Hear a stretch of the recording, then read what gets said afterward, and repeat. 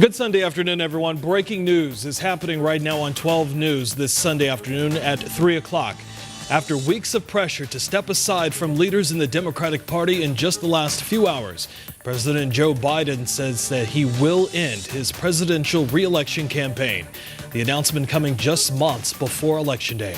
The 46th President of the United States breaking the news in a statement posted on X, formerly known as Twitter, saying in part, quote, "While it has been my intention to seek re-election, I believe it is in the best interest of my party and the country for me to stand down and to focus solely on fulfilling my duties as president for the remainder of my term. I will speak to the nation later this week in more detail about my decision." Good Sunday afternoon, everyone. I'm Jonathan McCall alongside 12 News political journalist and Sunday Square Off moderator Bram Resnick with this very historical day in U.S. history. The president going on to say that with his stepping down, he does plan to endorse his vice president, Kamala Harris, as the Democratic lead for the presidency. How important and how big was it for him to say who he wanted as his successor? That was huge and almost predictable, number one, because of the money. The president can now transfer campaign dollars directly to Kamala Harris as part of the Biden-Harris campaign. That's something he could not have done with any other candidate. So that's huge in any presidential race, a race that could cost up to $1 billion. Also, he needed to do that because he was under pressure to do that. Kamala Harris has a lot of supporters in the African-American community in particular, among women in particular. She's been a tremendous advocate for abortion rights on the stump for the president. So it's a big deal. The next 28 to 48 hours or so are going to matter. We're going to see who behind the scenes over the last few weeks, which governors, largely governors maybe, have been planning a run of their own and being ready for this moment. Because it was almost inevitable, the series of leaks from members of Congress, high-ranking Democrats expressing their concern about President Biden's ability to serve would just have been really just a death blow, something he could not possibly answer in the course of a campaign over the next 3.5 months against Donald Trump. We saw today Donald Trump came out with a very sharply worded statement declaring Joe Biden the worst president ever. Trump campaign now pivoting to deal with the prospect of Kamala Harris as the nominee. But again, in the next 24 to 48 hours, we will find out whether there are any other Democrats willing to challenge her or whether any delegates or office holders will try to inspire challenges on their own, a contest, as you were, for the nomination at the convention in late August. And speaking of that money that you were talking about, that war chest, already we have seen from the Federal Election Commission, the Biden for President campaign has now switched over to the Harris for President campaign. So right now they are already moving full speed ahead with getting this done. So a lot of changes, as we mentioned, going to come in the next 24 to 48 hours. We've already seen a number of big names come out and throw their support behind the vice president. But there are also some other names we have not heard from yet who have not signed off on their endorsements quite yet. Right. Governor Katie Hobbs came out with a statement supporting President Biden's announcement, but not endorsing Kamala Harris just yet. Congressman, there's Katie Hobbs' statement. President Biden is the embodiment of a public servant. Throughout his career, he has led with integrity, selflessness, and unparalleled empathy. His decision today is a clear reflection of these qualities and his commitment to putting the American people first. I look forward to continuing Arizona's partnership with the Biden administration for the final months of his term, and I know his dedication to moving our state forward remains steadfast. Very nice statement, but no endorsement for Kamala Harris. Congressman Ruben Gallego also with a nice statement, but no endorsement. Congressman Greg Stanton also with a nice statement, but no endorsement yet. Both face competitive races in the fall against Republicans. They have to keep their eye on that as they decide how they're going to play this historic, really last-minute upheaval in the presidential ticket. So how do they, I guess, we've talked about the Democratic Party has a very short window that they have to literally get their ducks in a row as they try to take on Donald Trump as they mount this challenge in November. If you have kind of some deflections, you have some folks maybe who are hesitant on the fence, how do you really unify the party? How do you rally them in order to have that unified message? It's kind of like herding cats, isn't it? You have all these politicians with motivated by self-interest. That's just the way it is. We've just spoken about Ruben Gallego. He has a tough Senate race to run. He's most concerned about how this affects him in his Senate race. There are many politicians, elected officials all over the country making those same calculations right now. Some in safe races don't have to worry about it, safe Democratic races, but many others do. So that's going to play out over the next several days or weeks. As for whether there's going to be a contest or not, that's an open question. Some have said it'll make for great reality TV. It'll keep the country, voters focused on the Democratic Party all the way through the end of August and into Labor Day, which is roughly when the Democratic Convention ends.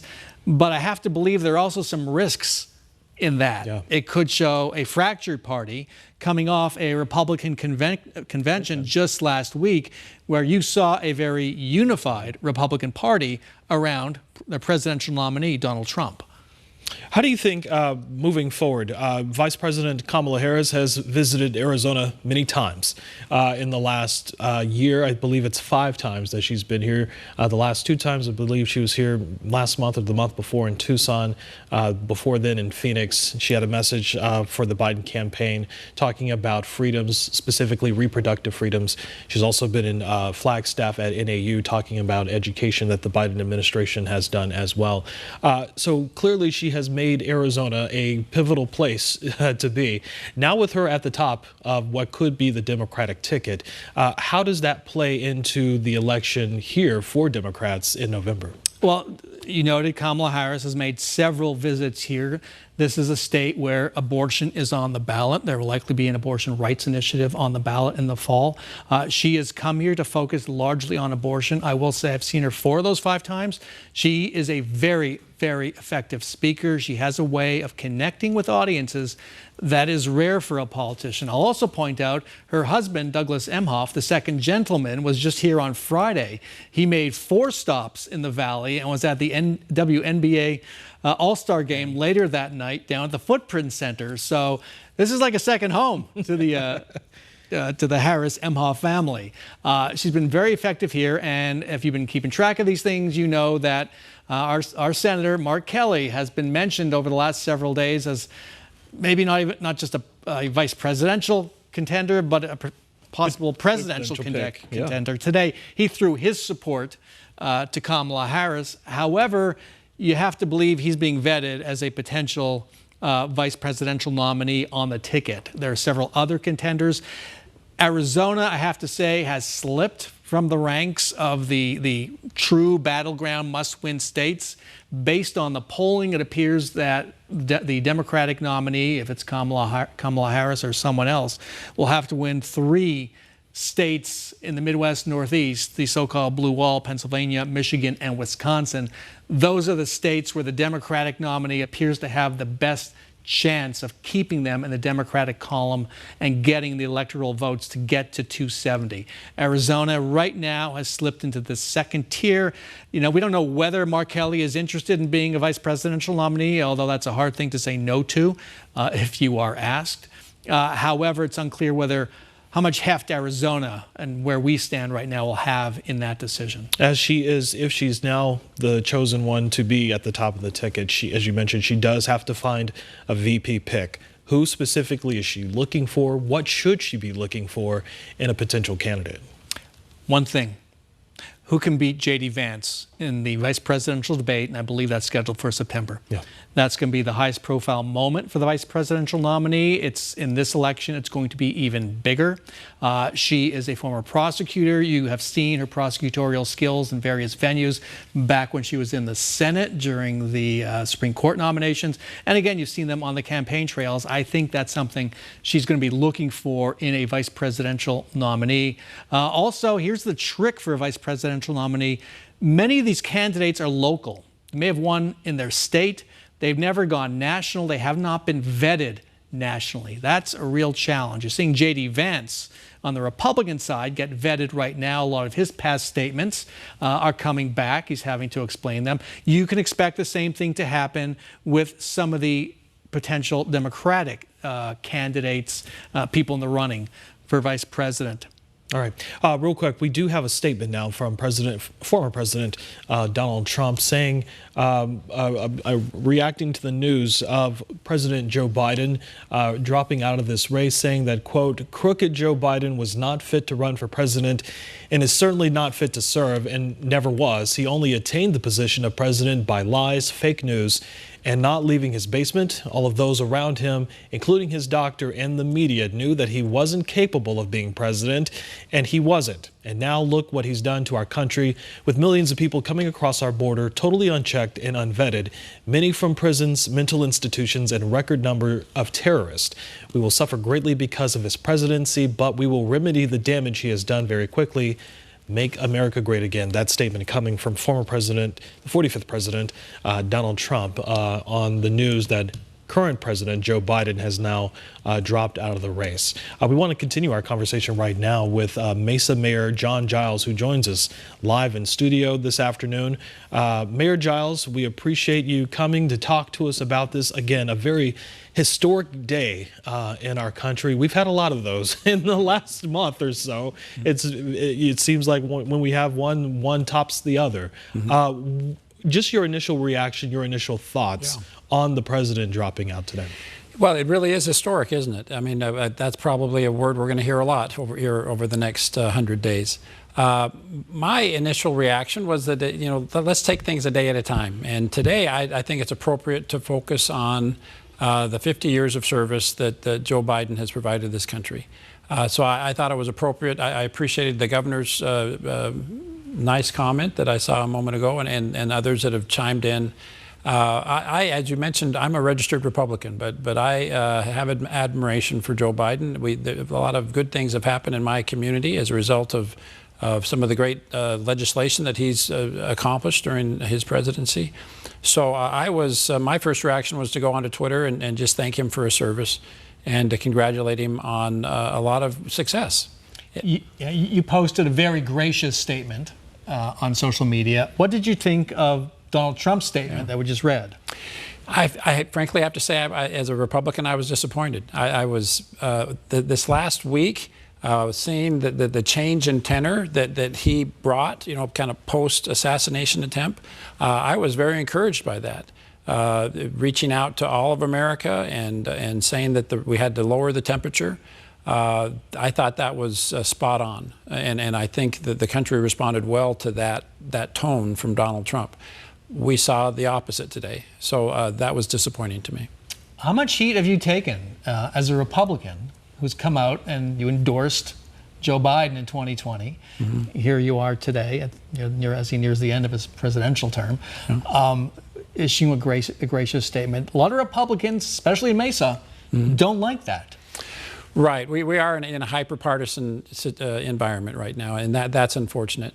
I've had the privilege of serving in a nonpartisan position as mayor, and so I've been able to focus on solving problems, and whenever I have the opportunity to sidestep a partisan fight like this, I've tried to do that. Sometimes you just can't, though, and I thought this was one of those times where again, my city has been the beneficiary of some good things under the Biden administration, and I think just having respect for the office of presidency, of the presidency, we all ought to take a moment and give him his due.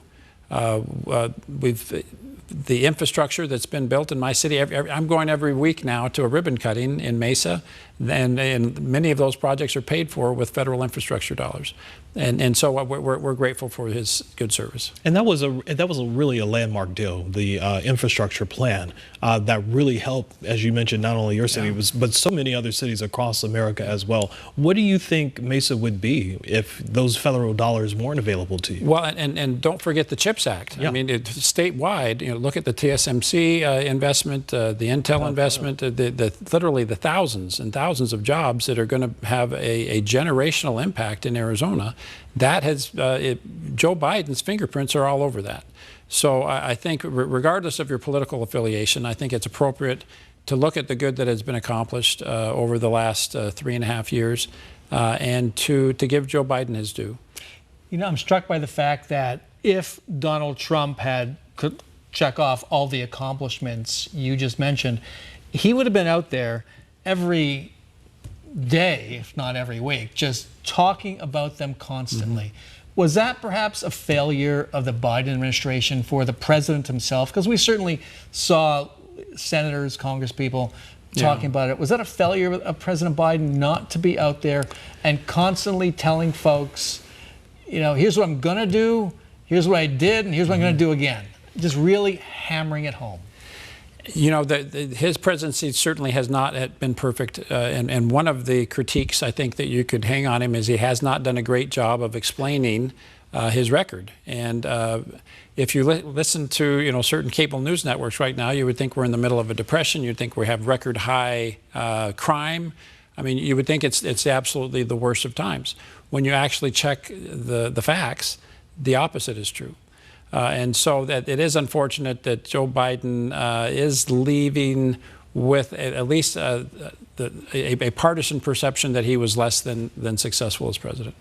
Do you think, what do you take away from what's going to unfold in the next 90 days or so?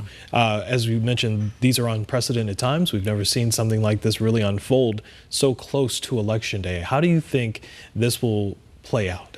This is going to be fascinating. I mean, this is going to be a day people are going to be running home from their jobs, you know, to turn on the news, to follow. It's like maybe an Iranian hostage situation. Or I mean, I think it's just going to be every day you're going to be checking your news feeds to see what bomb dropped today, right? And so it's going to be fascinating to see how the Democratic Party is going to choose its nominee.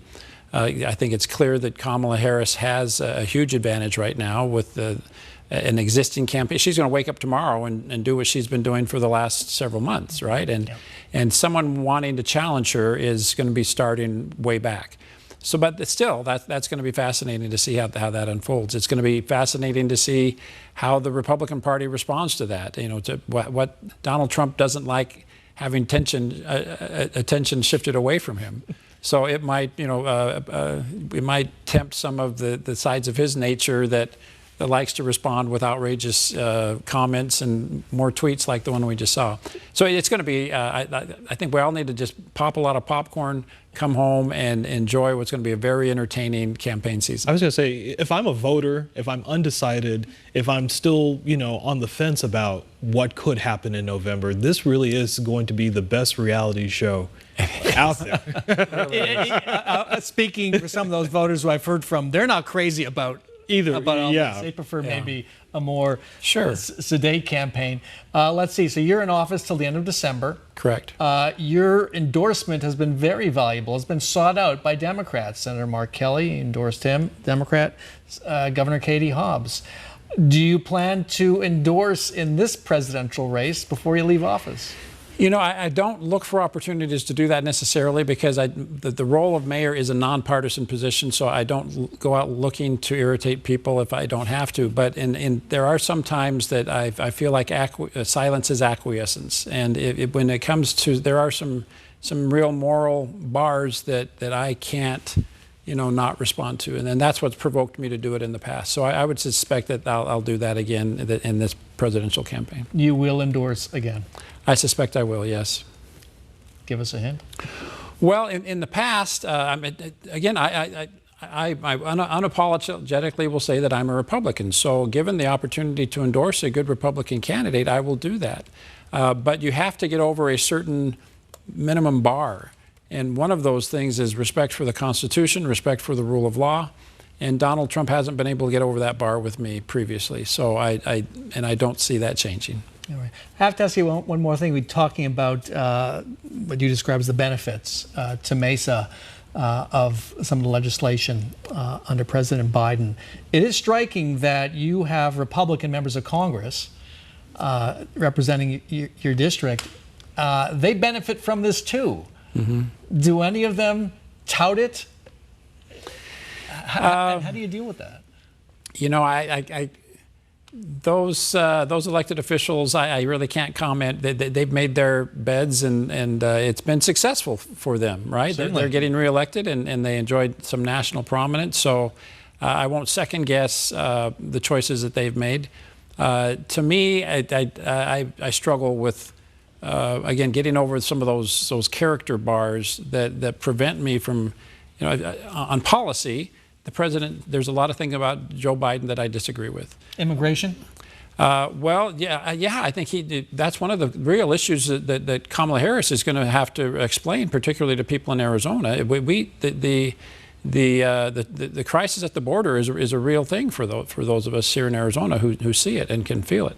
But at the same time, it's hard not to maybe say that the Republican Party deserves a lot of the blame for that. Seeing President Trump's, scuttling the immigration reform bill that Senator Sinema and so many others worked so hard on. That was a once in a generation opportunity to have some real meaningful immigration reform, and I blame President Trump for that not happening. So there's two sides to these stories. But Kamala Harris is obviously going to have to sell her immigration policy to the people of Arizona. Looking forward to retirement in a few months? Yes, change is good. So I'll find something hopefully interesting to do. Well, thank you for all you've done, sir. Thank you. Yeah. Mayor Giles, thank you for being part of the conversation. We greatly appreciate it. All right, let's talk about weather right now, because in addition to tracking breaking news, we are also tracking some breaking weather right now this Sunday afternoon. Monsoon storms popping up in the valley. Meteorologist Stella Sun with a live look at radar at what she's seeing right now. Hey, Stella. Yeah, and with any of these monsoon thunderstorms, some of them could also be severe. We have got some blowing dust. We've got gusty outflow winds. So you can see that line of green right over here. That is 40-mile-per-hour winds that is sweeping its way across the northeast portions of the valley. So if you're over towards North Scottsdale, Desert Ridge, you're going to start to see that wind pick up. And that's because we have all of this thunderstorm activity. You can see here off into the northeast. So there is the potential for some blowing dust in all of this white coloring that you see here. So in large portions of the East Valley, I'm talking to you, Mesa, Gilbert, if you're in the Chandler area, Tempe and Phoenix, a large part of Phoenix, as well as Glendale is included in all of this area where we could be seeing those gusty winds upwards of 40 miles per hour. Of course, that could kick up some of the dust and of course create hazardous driving conditions, especially if you're driving fast on the freeways. We've got severe thunderstorms warning that remain in effect. So these are actually starting to get extended until 3:45 in that orange box. So Black Canyon City, I'm talking to you. If you plan on traveling on I-17 north or south, this could also impact your drive. Heavy downpours of rain, strikes of lightning. Of course, with any of the downpours that we get, we could see the potential for some flooding as well as the potential for some hail. Earlier on, Doppler radar did indicate penny-sized hail along the similar portion along the I-17, at least just east of that area. As we take a look just north of that area, so if you need to travel along the 169, so between the I-17 and towards Prescott, there's also some flash flood warning. Doppler radar indicating more than an inch of rain has already fallen in all of this dark red coloring here, so also extending towards Highway 69 as well. So in any of these highways, this is where you could also see the potential of some flooding, especially on the roadways. If you're driving on dirt roads, that's when we can also see the potential for impassable dirt roads. If you plan on taking the Beeline Highway through Fountain Hills area, maybe that's a part of your commute today or wherever you're traveling to, you can see here flash flood warning. This will be extended until 5:15, so that's where we could also see that potential for some heavy downpours of rain. Let's give you a look at what's going on statewide. Plenty of strikes of lightning, the potential for some severe thunderstorms. We're going to time this out through about 8 to 9 p.m., at least towards the metro area. But of course, we could still see some of these thunderstorms bringing those gusty outflow winds that could trigger some new storms. So I want you to take a look at all of this light pink coloring. So a severe thunderstorm watch, that's in effect according to the National Weather Service until 8 p.m. This includes Maricopa, Pinal, Gila, and Yavapai counties. So we're talking about those heavy downpours of rain, the potential of flooding, lightning, those gusty winds that could create blowing dust as well, and the potential for hail. So some of these severe thunderstorms that we've already been tracking for you have been penny sized. So that means we can see some of that damage to your cars, especially if you plan on recreating outdoors. Maybe have a plan B and plan on moving things indoors. If maybe you do get that alert and download that 12 News weather app, and they'll give you all of those alerts. If you get that alert for the potential of a severe thunderstorm rolling through with that warning in effect, then that means you might want to go into the interior rooms of your house. The lowest level will be the safest bet. on top of those monsoon thunderstorms. We are also tracking that excessive heat along our western counties and all of that hot pink until 8 p.m. with those piping hot temperatures upwards of 115. So that severe thunderstorms, the potential for some severe thunderstorms, that's going to be in effect until about 8 p.m. So what that means for you is you want to stay weather aware. Once again, download that 12 News weather app. And if you have plans to be outdoors, maybe bring things indoors. Let's time this out for you in terms of our future cast. You can see just all of the thunderstorm activity we're going to continue to track for you statewide. By 4:30, you can see it's going to continue to sweep its way southwards into the valley. 5:30, we're still not out of the woods yet. It's going to continue to track its way south. It impacts some of our southern counties as well. Those line of thunderstorms continue to work its way, and I do think by around that 8 to 9 p.m. hour is when we're going to start to see those conditions clear, at least here in the valley. But then tomorrow, we're in for another round of those showers and storms. And even late tomorrow night, we do have the potential here in the valley to see some of those storms passing through here in the metro area.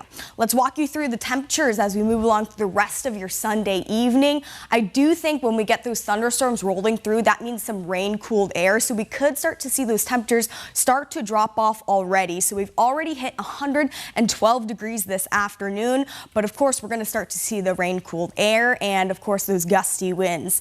So that high temperature of 112, we've already met that here in the valley, and those are the high temperatures that you can expect as we move along through the rest of this afternoon. So in the next hour or so, these are high temperatures that we're forecasting for you.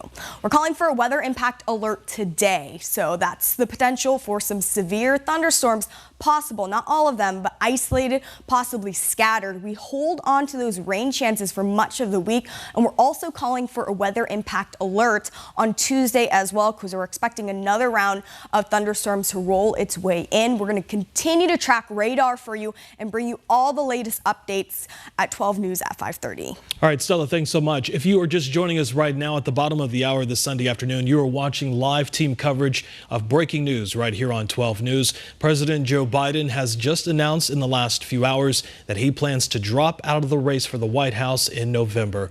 That news coming, making that statement on social media on the platform X, formerly known as Twitter.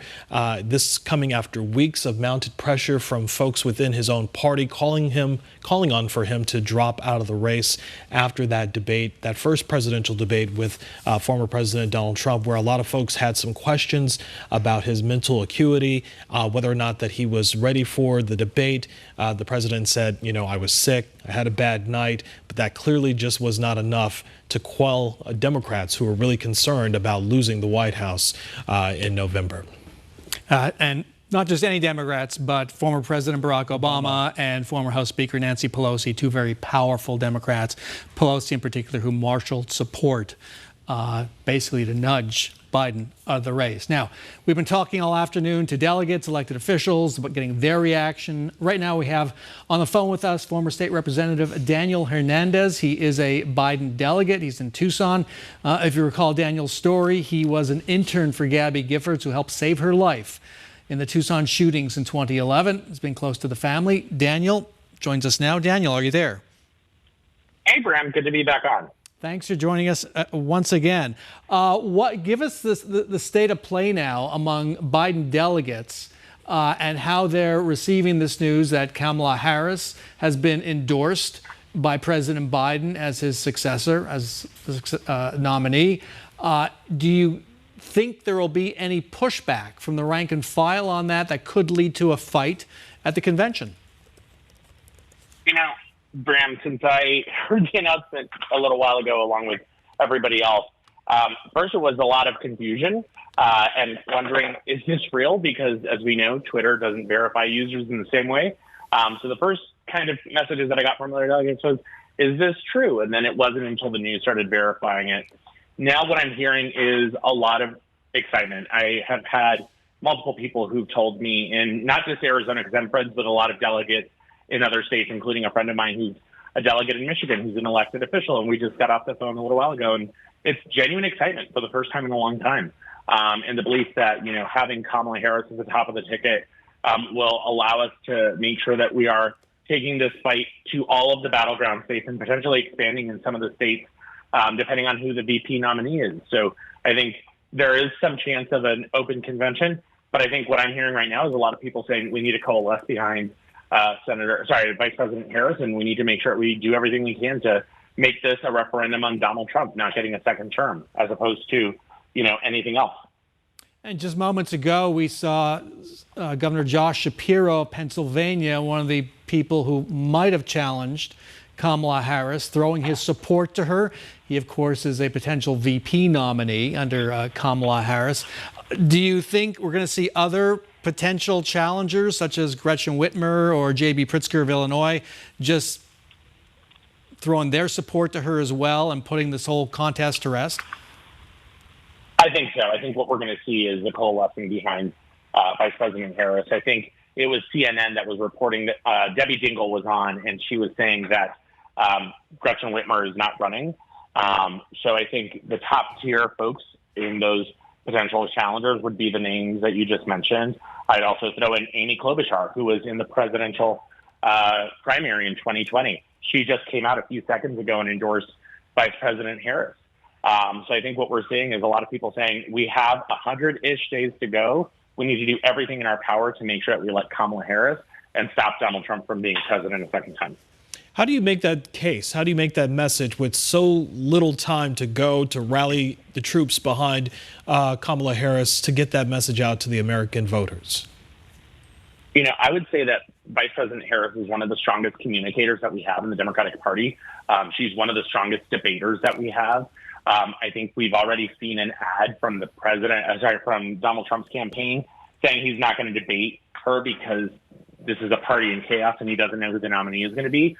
It's not that. It's that he's afraid of debating her, because what I think was lost on the debate with Donald Trump and Joe Biden was Joe Biden had a bad performance. Everybody admits that.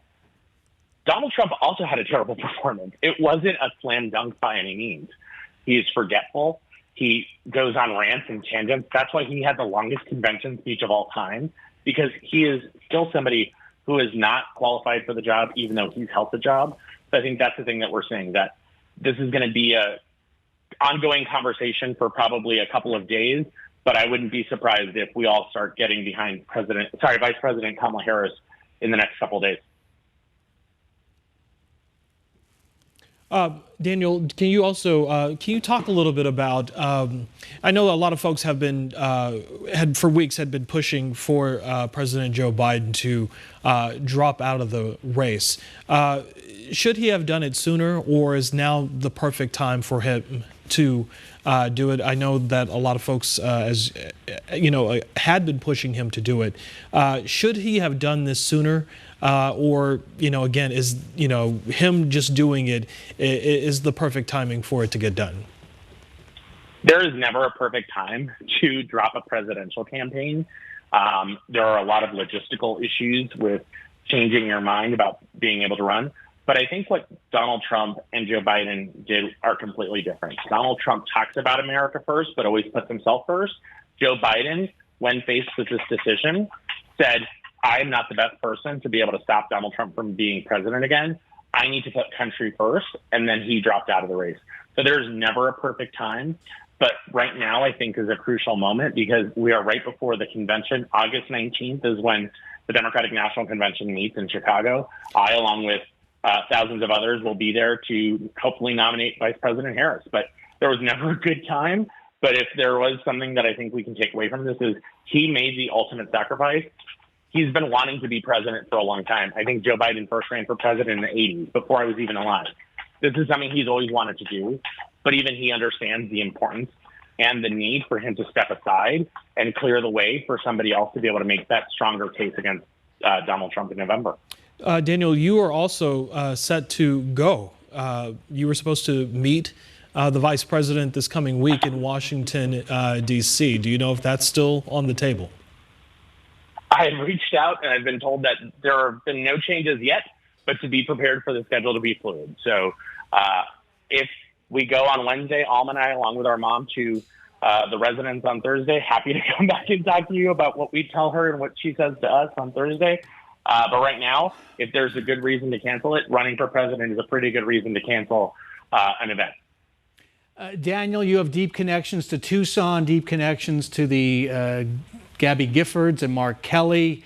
How likely is it, do you think, he would get selected as a VP by Kamala Harris if she were the nominee? So I want to preface this all by saying I have not had any direct conversations with Senator Kelly or with anybody on his team because it's only been about 2 hours since I first heard about President Biden stepping aside. But again, I'll say the same thing that I said earlier, which is he would be one of the strongest VP nominees, not just because I know him and I like him, but because he is somebody who brings a ton of experience. He's a veteran. He's literally an astronaut. And he is also somebody who's proven himself to be somebody who has bipartisan success in the U.S. Senate. He's able to work with Democrats and Republicans. And I think that's the kind of person that would be an asset on the ticket. So somebody like Mark Kelly, who's from a swing state, who's proven that they can win in tough races, by no means was his race against Martha McSally or Blake Masters assured, but he ran strong campaigns, was disciplined, and really showed us what he's been doing his entire life, which is dedicating himself to public service here in Arizona and, in the Navy and then in the NASA. How does Kamala Harris overcome the knock on her as a vice president that she hasn't done the job, she hasn't succeeded at any of the tasks she's been given by Joe Biden?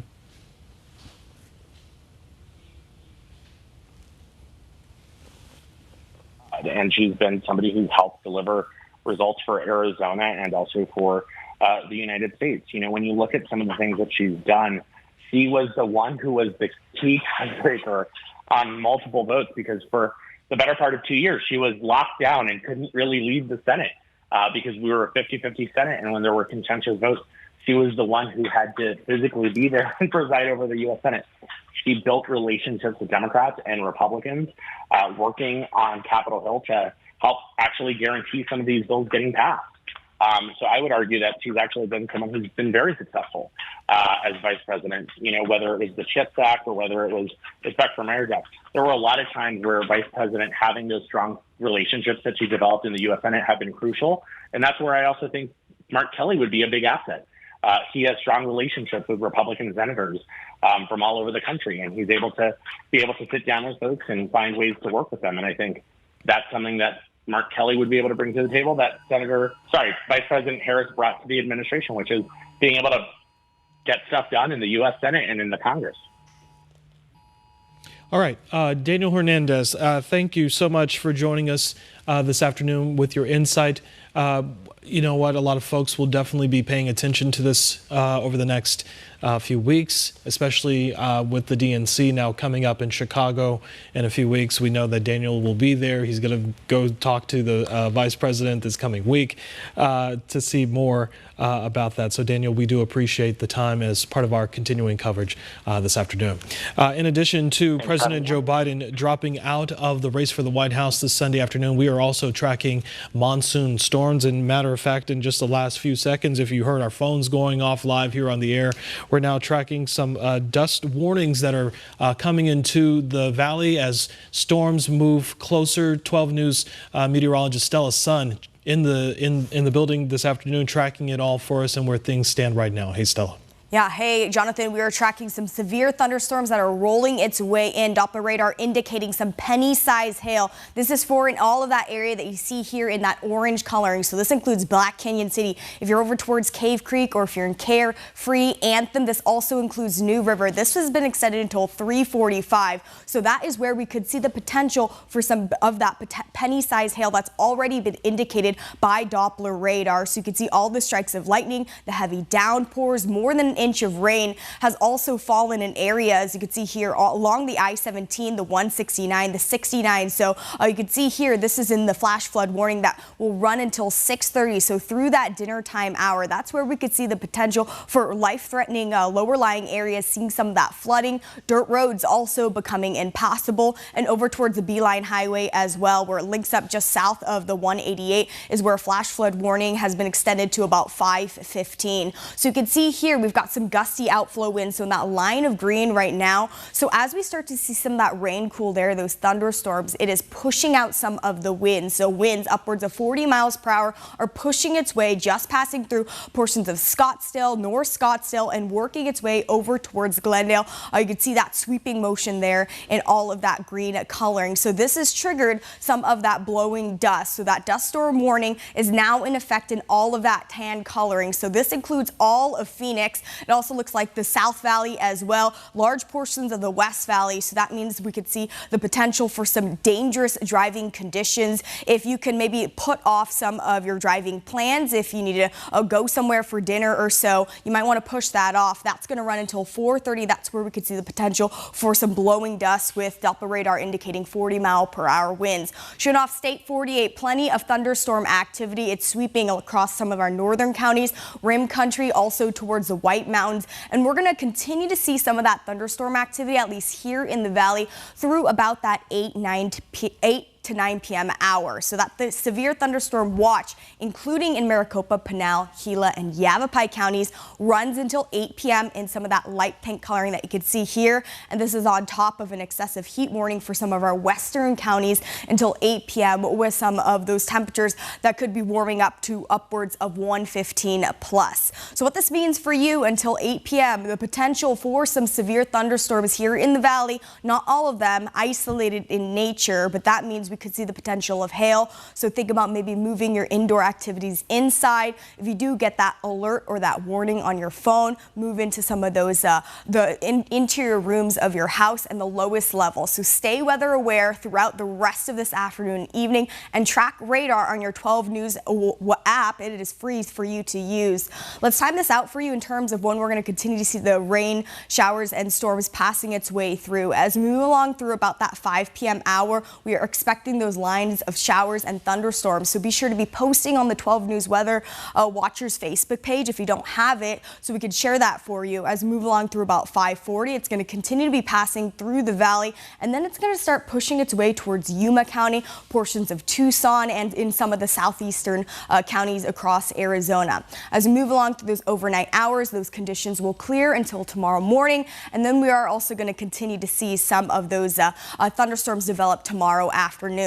Temperatures through the rest of your afternoon and into the evening still piping hot through about dinner time. We're going to get out of the triple digits as we move along to that 7 p.m. hour. But I do think with any of these rain showers and thunderstorms, we will be getting some of that rain-cooled air here in the valley. So we will be getting some relief from some of the really warm temperatures we've been seeing. We're going to continue to track some of those severe thunderstorms, that blowing dust. We're going to continue to bring you updates for that. But for right now, I'm going to send back over to you guys. All right, Stella, son, thanks so much for tracking all of that for us. Our weather impact team coverage continuing this Sunday afternoon.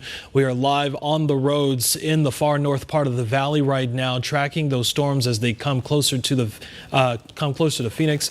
12 News journalist Chase Golightly inside of the 12 News storm tracker with a look at what he's seeing right now. Chase. Hello, Jonathan. Yes, we are heading east in New River. We're actually on New River Road where we're running into the rain that's coming down. It's been happening for about the past 5 minutes. That's when we arrived here. A little bit of rain happening, but what I really wanted to discuss is those strong wind gusts as we were heading in. Those trees were really shaking. We were seeing light poles shaking as well with those strong wind gusts as we're trying to head deeper into that area. Mostly just wind, strong wind, and rain happening.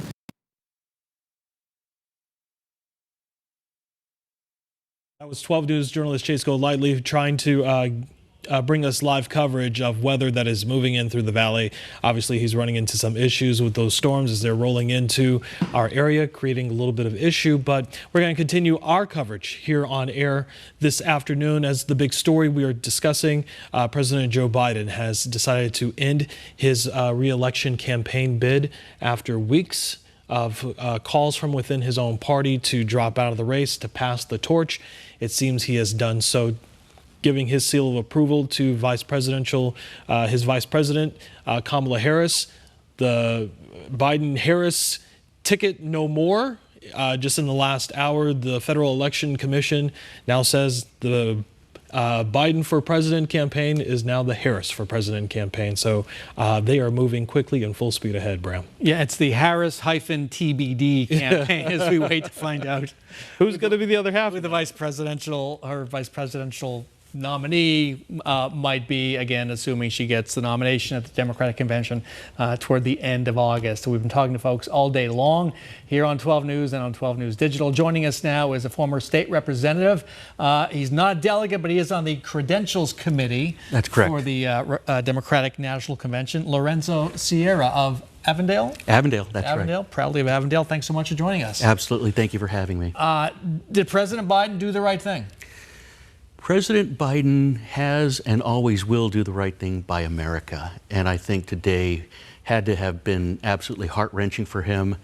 But just to understand the historical context in which we're in, and for him to realize the best chance we have at stemming this tide of authoritarianism is if I step away.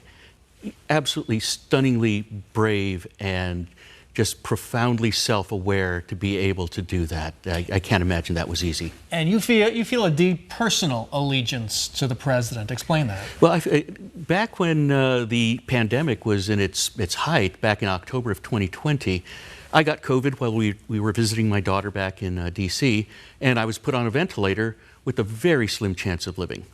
The president and vice president, or the Biden-Harris ticket, only made one appearance to Arizona during that election cycle, and that was over at the Barrio Cafe. I had introduced the campaign to Chef Silvana. She subsequently became part of the commercials and whatnot, and they did a campaign stop there. And obviously, I think the president asked, well, why wasn't Rep. Sierra here if he had helped set this up? And on his way from the plane, his staff had told him that I was on a ventilator and not doing well. In the middle of such a consequential time, at the height of this campaign, Joe Biden took time, about 10 minutes, to talk to my wife. How could I help? Jill and I are praying for Lorenzo. What can we do? And that's the kind of man that he is. So when I think of Joe Biden, I think about the man who was there for my family in our darkest hour. So there's that personal connection. I have to ask about the politics of this. He had talked about being a transitional president when he ran for office back in 2020. Turned out he didn't believe he was a transitional president, and as we heard him say, only the Almighty can tell him not to run again. I guess that happened. Well, should he have been a transitional president and not put the party in this situation? He was a transitional president. I'll tell you why. He transitioned us from incompetence at the federal level to back to competence. We got infrastructure done, the CHIPS Act, on and on and on. We transitioned from a bumbling administration, that was the Trump administration, and transitioned us back into competence. Now, in terms of the political sense, that was for him and him alone to decide, and he made that right decision today. He made that decision to say, the things are whatever the polls are looking like, whatever the feelings like. And I think a lot of this, Bram, is feelings. Because you tell people, people will tell you, well, the economy's bad. Well, look at everything. Inflation's at 3%. Prices are starting to go down. Interest rates are starting to go down. You look, people are saying crime is up. Well, statistics show that crime is down. So people have these feelings about where we're at as a country right now. And I think Joe Biden was astute enough to say, you know what, me being here is not alleviating the feelings people have right now about where our country's going. Candidly, what were you feeling after that debate at the end of June as you saw the president really have a hard time getting through that? It was a rough day for me personally, watching that. I talked to the man, I listened to him. He has always been a mile ahead of everyone else, and that time he wasn't on his A game, not by a darn stretch. Do you think it's more than that? You know what? I am not a doctor. I'm not anyone who can assess that in any way, shape, or form. That's for him, his doctors, and his family to understand. But what we all saw was someone that when you have a situation where someone is telling lie after lie after lie, and you just can't keep up with it, then unchallenged, those lies become some part of a narrative that people start to believe. And so I see the situation now with Harris being able, as a prosecutor, being able to answer those questions and refute the lies in real time, where, 10 years ago, Joe Biden probably could have done that. But Father Time comes for us all, Bram. But do you think if she is the nominee, Kamala Harris might have a tough time answering questions about what she knew about President Biden's ability to do the job, not just at the end of June, but months before that? And we can hash that out after the election. Right now, we've got a choice as a country. Which direction are we going to go? Are we going to keep making the progress that we're in? Or are we going to go to this Project 2025 authoritarianism style America, where we're now partnering with tyrants instead of fighting tyrants? I think that's a question better left for post-election. I don't know that it matters in this time frame, actually, right now. What she knew is what she knew, and obviously she was behind him, and she stuck with him, and I think a lot of people did as well. We all saw that debate. We all saw the interviews, but I was 100% with him, regardless of what was happening, understanding the stakes at what we're looking at right now as a country. Lorenzo, a lot of folks, ardent supporters of President Biden, were very hesitant for him to step down. There are a lot of folks who did not want him to. They wanted him to push forward, try to get to November. Now that you do have what appears to be his seal of endorsement with Kamala Harris at the top of this party, at the top of the ticket, how do Democrats kind of rally themselves together to get ready for the next few months to try to accomplish their goal of trying to defeat Donald Trump? And I think for Democrats, the way has always been clear for us. Now it's just a matter of who's at the top of the ticket. It's always been clear in that we're going to be fighting for a woman to make her own medical decisions. We're going to fight for a better climate.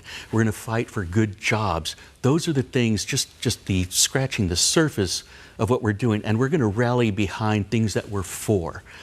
It just happens to be Kamala Harris is now at the top of that ticket, but we are going to be fighting for the things that matter to everyday Americans. It's those good jobs, the ability to see your doctor, not cutting health care. So many things that are happening in our country right now, and the trajectory that we would go under a Trump administration is something that we just can't go through right now. So I can tell you, the Democrats that I've talked to today, we are all in. I will tell you that I was sad. I was very, very sad when I first heard the announcement. And I remember coming. Did you want him to stick it out? I wanted him to do what he felt was best for himself and the country, and he did. And it wasn't my place to force him out, but I did feel a sense of relief when he made that announcement. And now it's, we're going to grieve for a few minutes, and it's right back on the trail. It is right back into the fight. It is right back towards the America we believe we can be. On my way here, I was listening to Hamilton. Hamilton's in town right now. And I was listening to that song one last time, just giving me chills about Joe Biden taking that time, heading to the mansions of rest. My favorite musical. Let's end it on that note. Lorenzo Sierra, former state representative, thank you so much for joining us. Thank you. Thank you. All right.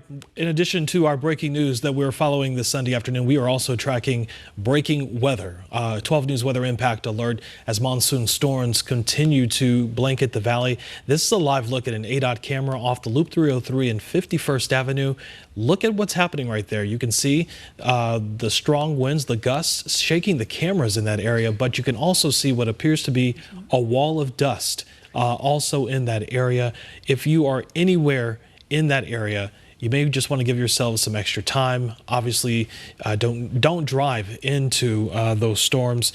Pull over to the side of the road if you can. Find yourself just a safe space so you're not impacted in the visibility where you can't see anything.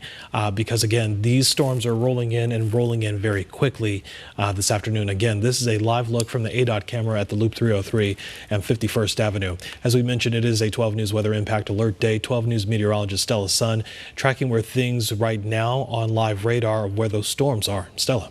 Yeah, so we are tracking a dust storm warning that is now in effect, and this is going to run until 4:30, and all this tan coloring that you can see over here. So if you live in large portions of the West Valley, Phoenix, if you're in the Buckeye area, Goodyear, Surprise, El Mirage, even extending over towards Wickenburg area. Until 4:30, we do have the potential for some blowing dust to be sweeping through. So radar is indicating 50-mile-per-hour winds. That is going to kick up some of the dust and create zero visibility. So that means pull aside and stay alive. Do not try to travel through some of this thick dust because the visibility is down to less than a quarter of a mile. And that dust, that blowing dust, is all triggered due to this line of outflow winds. You can see that green over here. It's sweeping its way in due to all of these thunderstorms that are just north of the valley, or really just in the north portions of the valley. So that's going to continue to sweep its way and kick up some of the dust. Again, 50-mile-per-hour winds. The blowing dust creating visibility less than a quarter of a mile. In addition to all of that blowing dust and that dust storm warning, until 4:30, we do have a flash flood warning. And I know here on radar it's a little difficult to tell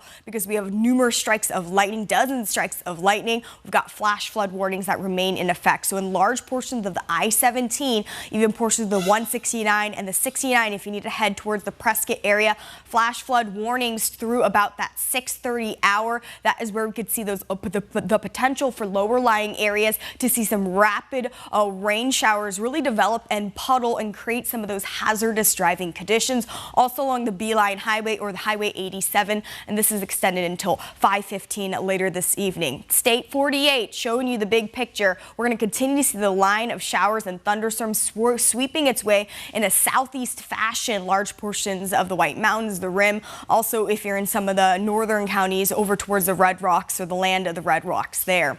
Here in the valley, a severe thunderstorm watch is in effect until 8 p.m. So that means we could see a couple of isolated thunderstorms that could bring strong gusts of wind over 40 miles per hour, heavy downpours of rain, the potential of flash flooding, as well as hail. Earlier on, Doppler radar was indicating some penny-sized hail, and that was over towards the Black Canyon City area. So Maricopa, Pinal, Gila, Yavapai counties, that's where that severe thunderstorm watch is in effect until 8 p.m., as well as the excessive heat warning. But this is for the western counties here and all of that hot pink until that 8 p.m. hour.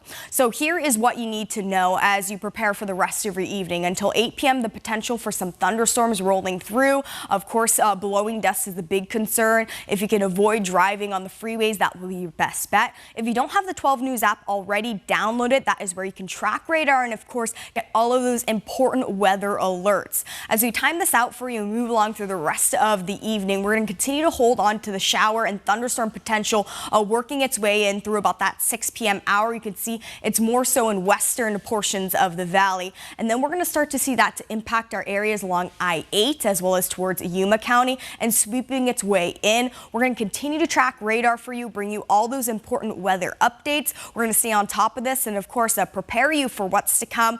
We're going to have more 12 News coming up at 5:30. All right, Stella, thanks so much. We have complete team coverage of 12 News Weather Impact Team. 12 News journalist Chase Golightly live for us in New River with a look at what he's seeing there. Hey, Chase. Yeah, Jonathan, we just pulled over to the side to just give you a look at the situation we're seeing here. That rain is coming down, some lightning overhead just now, but I really want to show you where most of that rain is coming down. Looking to our east over here, this is to the northeast. Again, we are a few miles east of the I-17. The roads are getting slick out here. That wind is picking up. You can hear that thunder right above us. It appears that the storm is moving its direction over here. And like I said, if we just panned over more to our right over here facing the east, that's where we're seeing a lot of heavy rain coming down. And we are seeing some lightning strikes in the area. We know that is always a problem when that lightning striking down in that dry brush, potentially creating some hazardous situations, potentially creating some fire in this area. So we are making our way closer to New River where more of these reports are happening. But again, light rain happening here, and it is really all moving south towards the valley. Be sure to just stay careful if you're out on the roadways, but right now we're going to send it back to you guys in studio. All right, Chase Golightly live for us in New River. Chase, thank you. And we're going to be joined right now by Stephen Sligocki on the phone. He is a former chair of the Maricopa County Democratic Party. He is a Biden delegate. And we've been talking to folks all afternoon long. Stephen, are you there? I am here. Thanks for having me. I want to throw a bit of news at you. There are reports that West Virginia Senator Joe Manchin is considering challenging Kamala Harris for the Democratic nomination. Does Manchin float your boat? I don't think Manchin floats anybody's vote within the Democratic Party. I don't think he's going to sway too many votes. We are united behind Vice President Harris, and we're going to make sure she gets the nomination. But what about that? It is possible that there could be some challenges from the floor or even before that. So far, earlier today, Josh Shapiro, the Pennsylvania governor, backed off. He threw his support to Kamala Harris, could put him in the running for a VP. What's the likelihood of a floor fight or a fight even before the convention? You know, I don't think we're going to see any sort of floor fight, but could somebody step forward and throw their hat in the ring? I could see that happening. But, the fact that Joe Biden came out and endorsed Kamala and said that he wants her to be his successor, I think that says everything that we need to know, that the Democrats need to get united behind Harris, and that's what we're going to do. I don't believe that we're going to see any messy floor fight. I know the Republicans would love to see that, but this party is going to unite very quickly around Vice President Harris. Okay, you've worked on campaigns. I'm going to ask you, as a Democrat, give me the coldest calculation you can about the challenges facing Kamala Harris. I think we're going to see unfortunately, there's going to be some sexism going on with her. There's going to be some, undertones that people are going to make comments about her, which is really unfortunate. But we need to tell her story. We need to talk about her great time that she did as a vice president, all the strengths that she has, the qualifications she has. There's nobody more, qualified to be our nominee. And again, it's a tough day to lose Joe Biden. He's a very consequential president. Everybody's very proud of him. And there's no better way to respect his legacy than to honor his wishes and nominate Kamala Harris. And I think once we tell her story, people are going to be united, and they're going to be ready to vote for the prosecutor over the convicted felon. I was just going to say, that story that you mentioned of hers, she ran for president at one point against Joe Biden. So is it more of a just kind of letting folks know that she's here and just kind of reintroducing her again to the American people at the top of this ticket? Yeah, I think we do have to tell her story. She has a phenomenal story growing up, a one-of-a-kind story, and we've got to get that message out to the American people over the next 107 days. And I think we're going to do that. And once people get to know her the way that a lot of people do, the way that President Biden does, the way that President Obama does, people are going to be excited and ready to elect her. Everybody I've talked to in the last few hours, everybody is fired up. Everybody is united, and we are ready to get this done. Arizona is going to be a big battleground state. We've got abortion rights on the ballot. We've got up and down races that we've got to win. And I think people are more excited than ever to turn out the vote. I want to do a little reality check on that, more excited than ever, because I get where you're coming from. At the same time, we saw many Democrats, rank and file Democrats, saying, no, leave Joe Biden alone. He should remain on the ticket given everything he's done. He can handle this.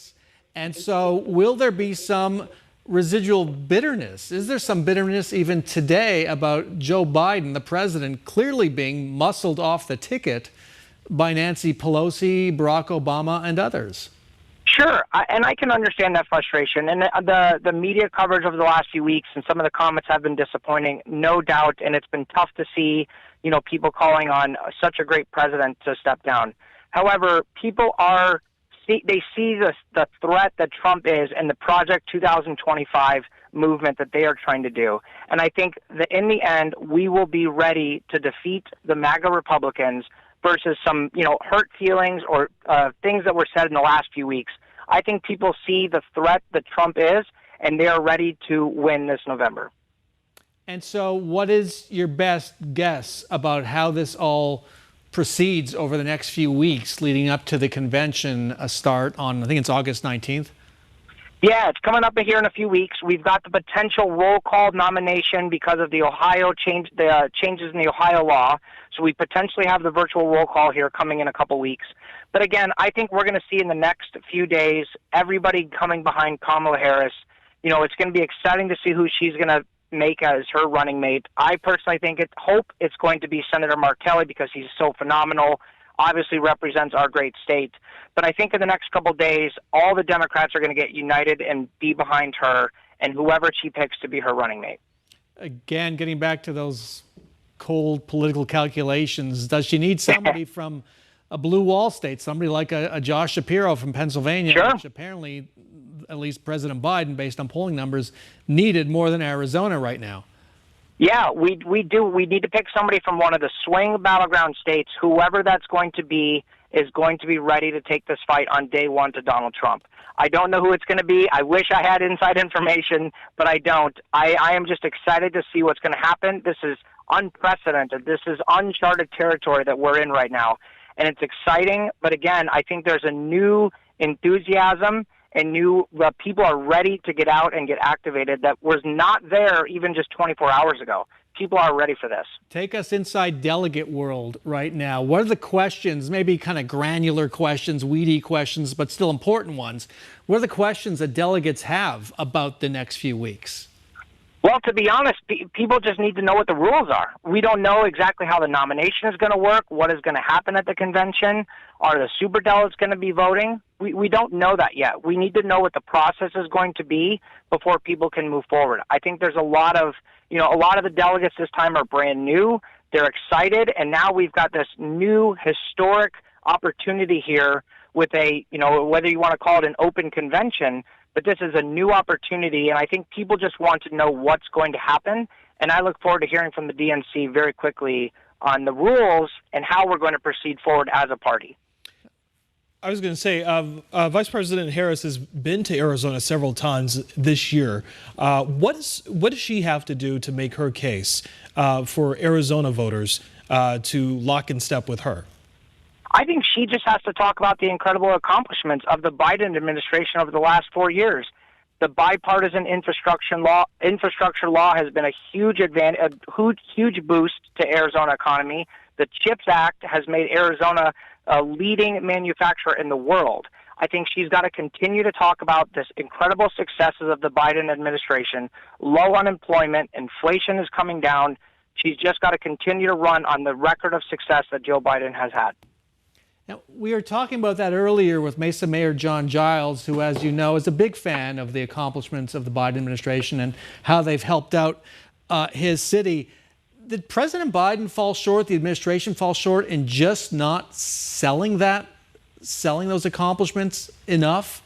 And just I think that's a fair criticism. I think people don't talk enough about the accomplishments that they did and all the wonderful things that it did for our state.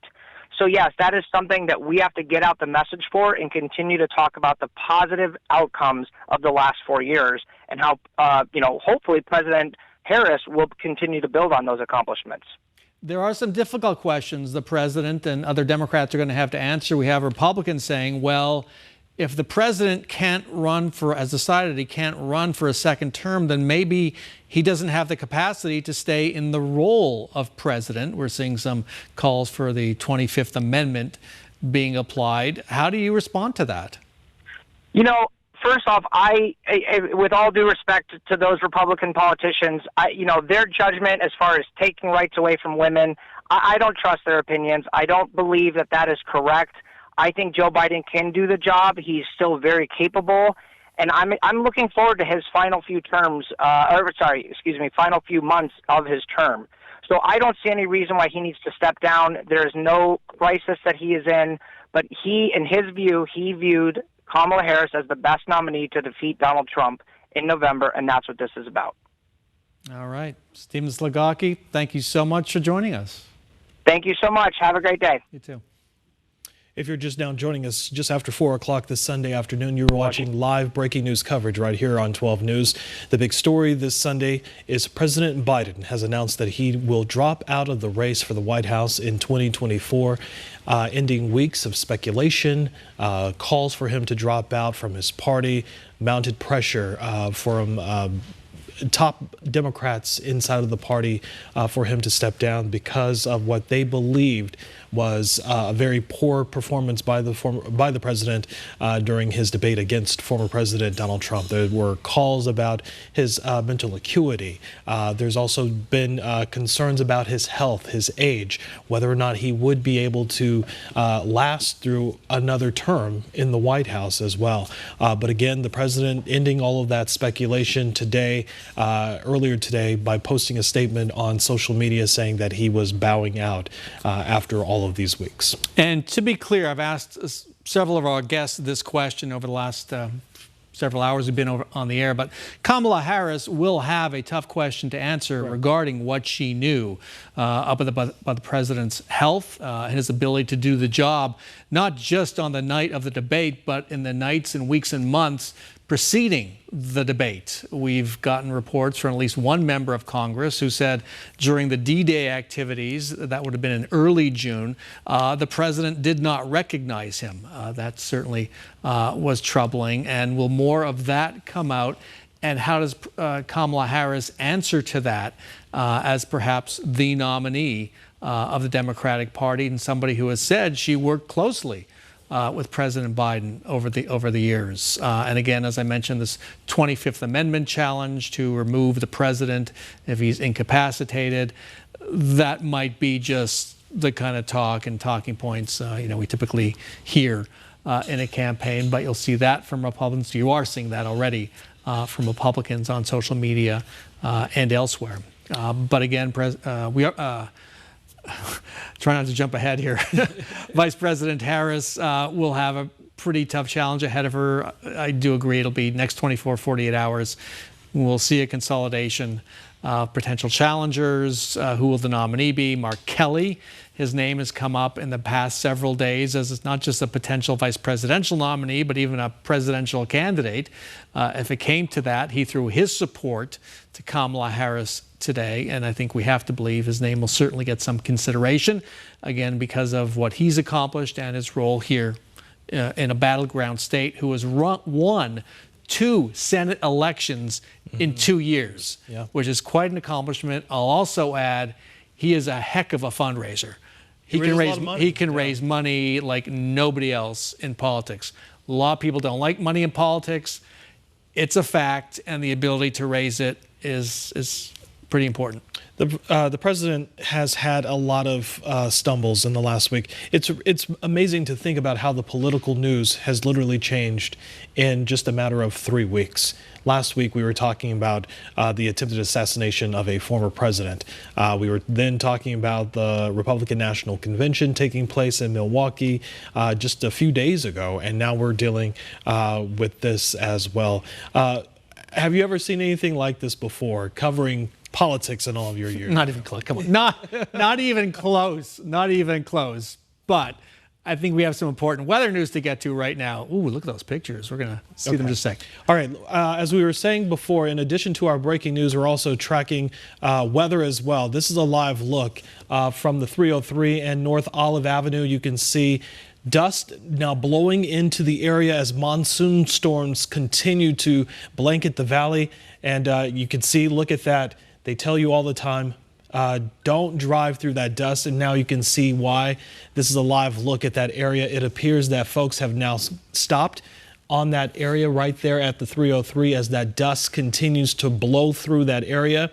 It appears on the far right lane, some of the traffic has stopped. Folks continue to be driving on the further lanes. But again, that dust moving in, a dust storm warning was in effect just a little while ago. 12 News meteorologist Stella Sun here right now. Stella, do we know if that warning is still in effect right now? That warning is still in effect, Jonathan. Let me show it to you. You can see exactly what areas are impacted. So I know there's a lot of colors here on your screen, but focus on this tan coloring, this circled area. That is where that dust storm warning is in effect until 4:30. Doppler radar indicating blowing dust, wind gusts upwards of 50 miles per hour. And that is all triggered due to some thunderstorms. So you can see large portions of the Loop 303, large portions of I-10, the 101 in the West Valley, Grand Avenue as well, and the US 60 onward. We also got some dust storm advisories in effect, and this will be to about 5 p.m. this evening. We've got some severe thunderstorms that are rolling through, kicking up some of those winds. In Glendale, wind gusts reported 46 miles per hour, 25 here in Phoenix, 23 if you're over towards the Scottsdale area. You can see in some of the darker colorings, that is where we're seeing some of the stronger wind gusts sweeping through. Doppler radar showing you that dust storm warning that remains in effect for large portions of the West Valley here, as well as some flash flood warnings. We've got some thunderstorms here that continue to track its way south, and you can see the gusty outflow winds. So what that's created by is the thunderstorms has got some of that rain, cooled air, pushes down, and it kicks up all of that dust. So that is exactly where we're seeing some of that blowing dust. It looks like now it's reaching portions of the I-10 as well as the Loop 303. Flash flood warnings also remain in effect through that dinner time hour, 6:30, all of that dark red. This includes portions of the 69, the 169, as well as a large portion of I-17. This is just north of the valley here. And it looks like now this flash flood warning is getting ready actually to get expired or possibly extended when it starts to flash like this. I'm going to have to check on that and bring you some updates, but more than an inch of half of rain has already fallen along the Beeline Highway just south of where it links up with the 188. Showing off all of the State 48, you can see here in the White Mountains, Rim Country, large portions of the valley, and just north of it continue to see some of these thunderstorms, and some of them are severe in nature. So that means there's really strong wind gusts that could create the potential of flooding as well as the potential for some hail. And Doppler radar indicated about an hour ago we did see penny-sized hail. This was just north of the Black Canyon City area. So through that 8 p.m. hour, a severe thunderstorm watch is in effect for Maricopa, Pinal, Gila, Yavapai counties, and all of this light pink coloring. And of course, that excessive heat warning for some of our western counties and some of that hot pink through that 8 p.m. hour. That monsoon meter, we've got an 8 out of 10 here in the valley. Locally heavy downpours of rain, blowing dust, the potential for hail. Download that 12 News weather app so that you can get all the alerts. And if we do track any of that hail, of course, we'll bring you updates on that. I don't think here in the valley, at least through the metro area, we should be seeing any hail because the air is just a bit too warm. White Mountains, southeast Arizona, it's a 7 out of 10, 6 out of 10 for northern Arizona, and 2 over in western Arizona. Timing out the storms for you as we move along through that dinner time hour. By 5 p.m. we're going to continue to see those thunderstorms rolling through, and that's going to continue to be the case through about 6:30. And then those storms are going to start to track its way over towards the western portion of the state, towards Yuma County, and in southeast Arizona towards the Tucson. Overnight, we're going to start to see things clear up, but then tomorrow afternoon, we're expecting another round of showers and possibly some thunderstorms sweeping through the valley. We're going to continue to track this and bring you any updates, but that dust storm warning remains in effect for large portions of the West Valley. Pull aside and stay alive. Do not try and drive with the visibility down to less than a quarter of a mile. We're going to bring you updates as we move along through the newscast, but and send it back over to you guys. All right, Stella, thanks so much. We want to continue our breaking news team coverage this afternoon. The big story, President Joe Biden has announced that he will no longer seek re-election for the White House. Joining us live on the phone to talk about that news this afternoon is current Arizona Congressman and former Phoenix Mayor Greg Stanton. Congressman, are you there? I'm here. Good afternoon. Good afternoon, Congressman. Thanks so much for joining us. Just your thoughts on hearing today's news. Well, today is a day that we should honor the career of Joe Biden. Joe Biden has been in public service to the people of Delaware and to the entire United States of America for over 50 years. And he's had a career that we should honor and respect for all that he has done for the American people, certainly for Arizona, with his support as president for the Chips and Science Act, which has done so much for the semiconductor industry. No state in the country has better benefited from that leadership than us here in Arizona. Same thing on the bipartisan infrastructure law and the Inflation Reduction Act, specifically to Arizona, investments in water infrastructure to help us with our drought issues. So the list could go on, but today is really a day to honor Joe Biden, his lifetime of service to the people of America, and that's what I want to do today. Congressman Bram Resnick here. Just moments ago, you put out a post on social media endorsing Kamala Harris for president. Came about 4 or 5 hours after your initial social media post praising Joe Biden. Why the delay, and why are you endorsing her? Well, first of all, the President of the United States made an incredibly important and what must have been a very difficult decision for him personally and for his family. He has dedicated his life to service to the American people, and I know that must have been an incredibly challenging decision. So the first thing I want to do before talking about anything politics is just to honor someone that I respect. I was the first Arizona Democrat to come out in support of President Biden for his presidential candidacy back in 2020. I was an early endorser of the president, and so I wanted to give him his time. This is important to say for someone that has made this important decision. Thank you for your service. Of course, you can't separate it from politics, so I did want to give it a little bit of time before I jumped in to show my support for the vice president. I think the vice president is going to do a great job prosecuting the case against former President Trump and make a much stronger distinction between her argument for the strength of the Biden administration's success there and where we're moving forward in the future versus what we have in former President Trump. Unfortunately, a convicted felon who's running for president. I think the prosecutor versus someone with his record will be a strong distinction. You were also fairly early among members of Congress in calling on President Biden to step aside. How tough a decision was that for you, and what kind of blowback did you get?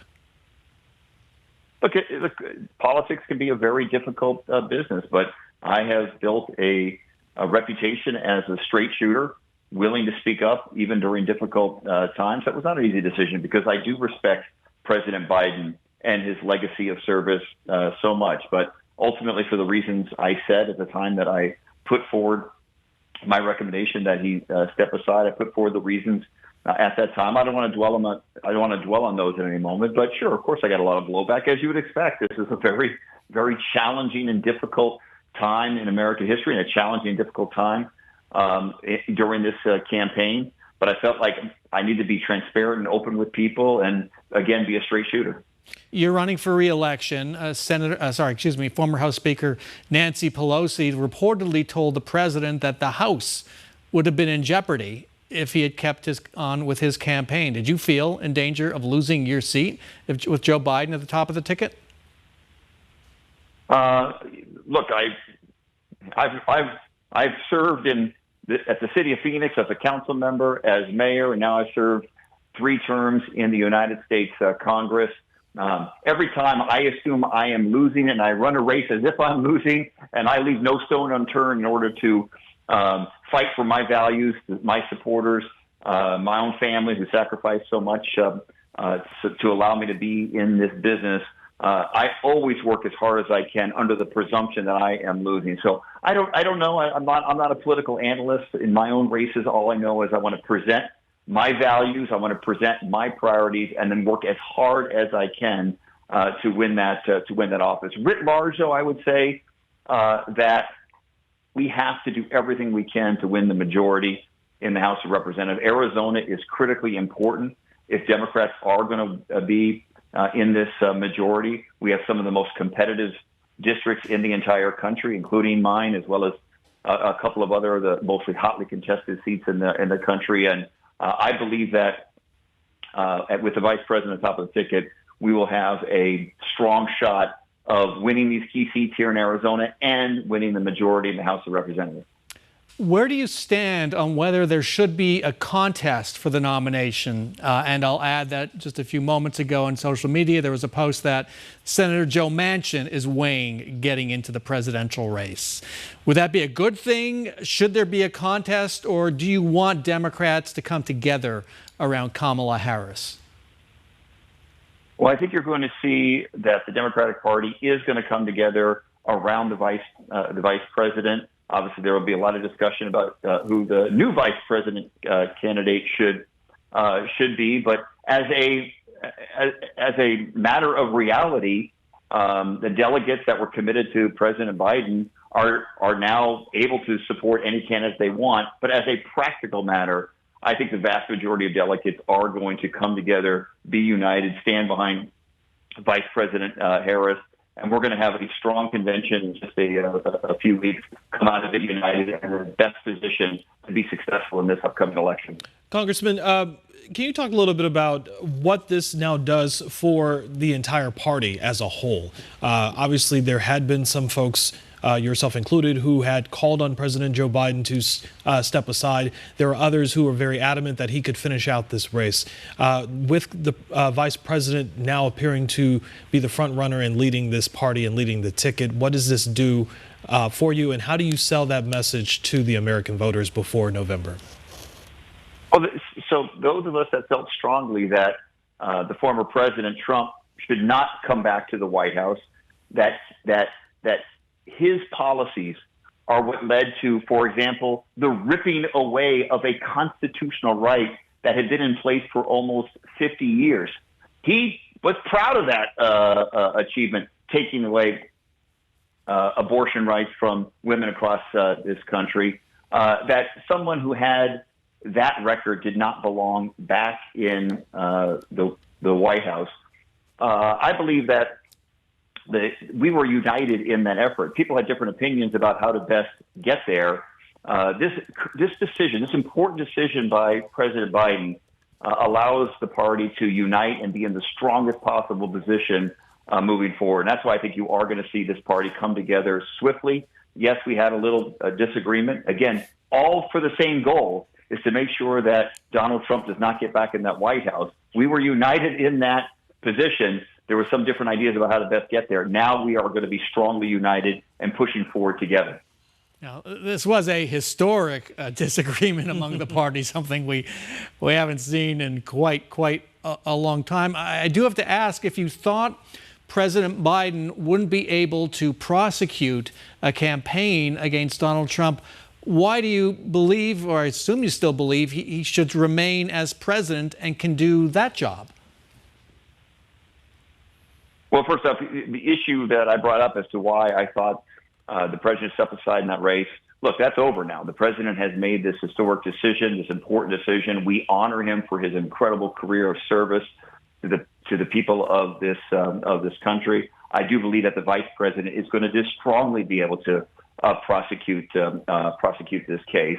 The issue was really could President Biden continue to be in the strongest possible position for a full 4-year term? That's now off the table, and I don't think we're at this point concerned about that. We're concerned about prosecuting this case against former President Trump. But no, I think he'll do a strong job for the remaining months that he is in office, and I think history will treat him very, very well. First off, for defeating Donald Trump when he was a threat to our democracy, and then making this historic decision to give us the best possible opportunity to defeat Donald Trump in this election and not let him back into the White House.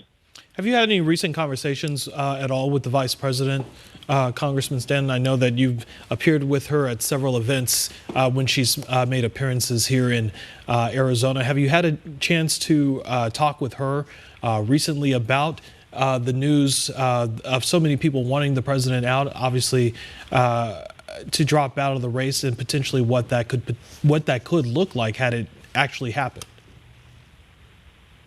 Well, I have a good working relationship with the vice president. Obviously, I had a chance to fly on Air Force Two with her when she came out to Arizona on one of her many trips out to Arizona, but a recent trip, particularly on the issue of fighting to reestablish a woman's right to choose, to reestablish abortion rights in this country, which is going to be on the ballot. In Arizona, it's on the ballot. We are going to have an initiative, one of the most important initiatives in the entire United States of America, the Abortion Access for All initiative, with Arizonans are going to overwhelmingly support. They want to restore. We want to go forwards on civil and constitutional rights. We don't want to go backwards on those issues. So we had a chance to spend some time together on Air Force Two not that long ago. We have a good working relationship. I've actually known her for over 20 years.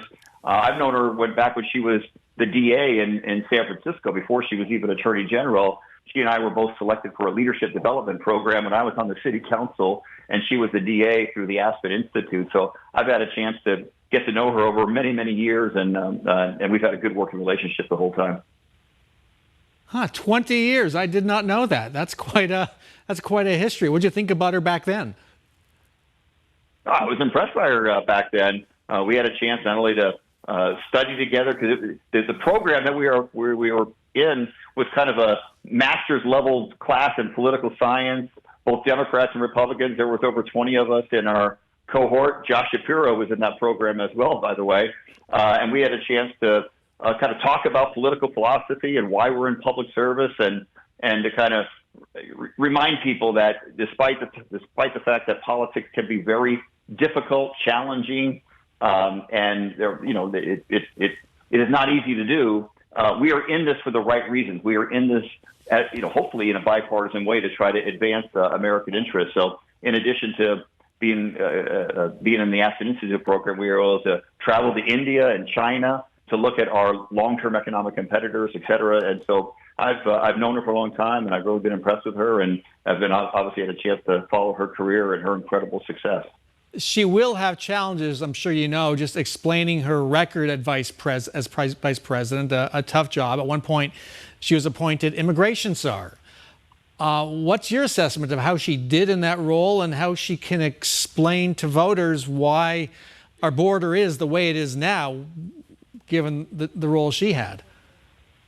Well, I think she's got to be very clear that, like President Biden, she was very supportive of the bipartisan deal that was worked out in the Senate, including by Senator Langford Murphy and Independent Senator Sinema. So you had, left, right, and center come together on an important border deal. I think she'll have an opportunity to explain why that was good public policy and why it was unfortunate that that bill, which was killed by former President Trump when she spoke out against it, was wrong for the United States of America. We had an opportunity to actually solve this issue and do something more significant about it. I think she'll also have a chance to talk about her support for the executive orders taken by President Biden, which, as you know, we are now significantly below the levels that we saw back in December in terms of the number of people trying to cross and seek political asylum between ports of entry, which has been a tremendously successful program, those executives. So I think she'll have a chance to make the case that the other side is going to try to make this their number one issue, and they're going to have to explain why they did not support the Senate bipartisan deal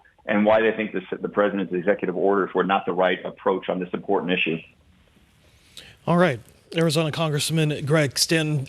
Congressman, thank you so much for the conversation, the time, and learning something new. Had no idea that there was a who's who of a conference with so many political heavyweights 20 years ago. All right. Thanks so much. Have a great one. Congressman, thank you very much. As we continue to follow this breaking news that President Joe Biden bowing out of the race for the White House, we are also following breaking news outside on the weather front as well. A live look at the Loop 303 at North Olive Avenue. In just the last few minutes, we were showing you blowing dust rolling in that area. Folks pulling over to the side of the highway there, slowing down as that dust was moving through the area. We're also tracking monsoon storms on this 12 News weather impact day. This is video just into the 12 newsroom this afternoon. Look at this. Waves crashing for folks at Lake Pleasant.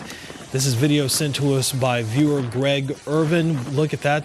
Obviously, those strong waves coming in, crashing those boats, throwing them against the shore there, and a lot of folks trying to get out of the water because of those high waves. We hope that everyone is safe out there and that no one has been put into danger as a result of that. But again, that video just into the 12 newsroom from Lake Pleasant this afternoon. As we mentioned, those storms are popping up right now, and it has been a very busy weather day as well. Meteorologist Stella Sun here with a look at where those storms are right now. Stella. Well, we are starting to see a lot of those thunderstorms sweeping its way over towards the West Valley. You can see here on Doppler radar, large portions of the 303. If you're over towards Glendale, portions of Buckeye, Goodyear, we're starting to see those thunderstorms starting to track its way towards the West Valley. We have a line of these thunderstorms and what those winds are doing. So as that rain cooled air pushes its way down, it's creating gusty outflow winds, and that's actually triggering additional thunderstorms just south of the valley. You can see it here, but that green green line that you see sweeping its way in, that is what is causing some of that blowing dust. 50-mile-per-hour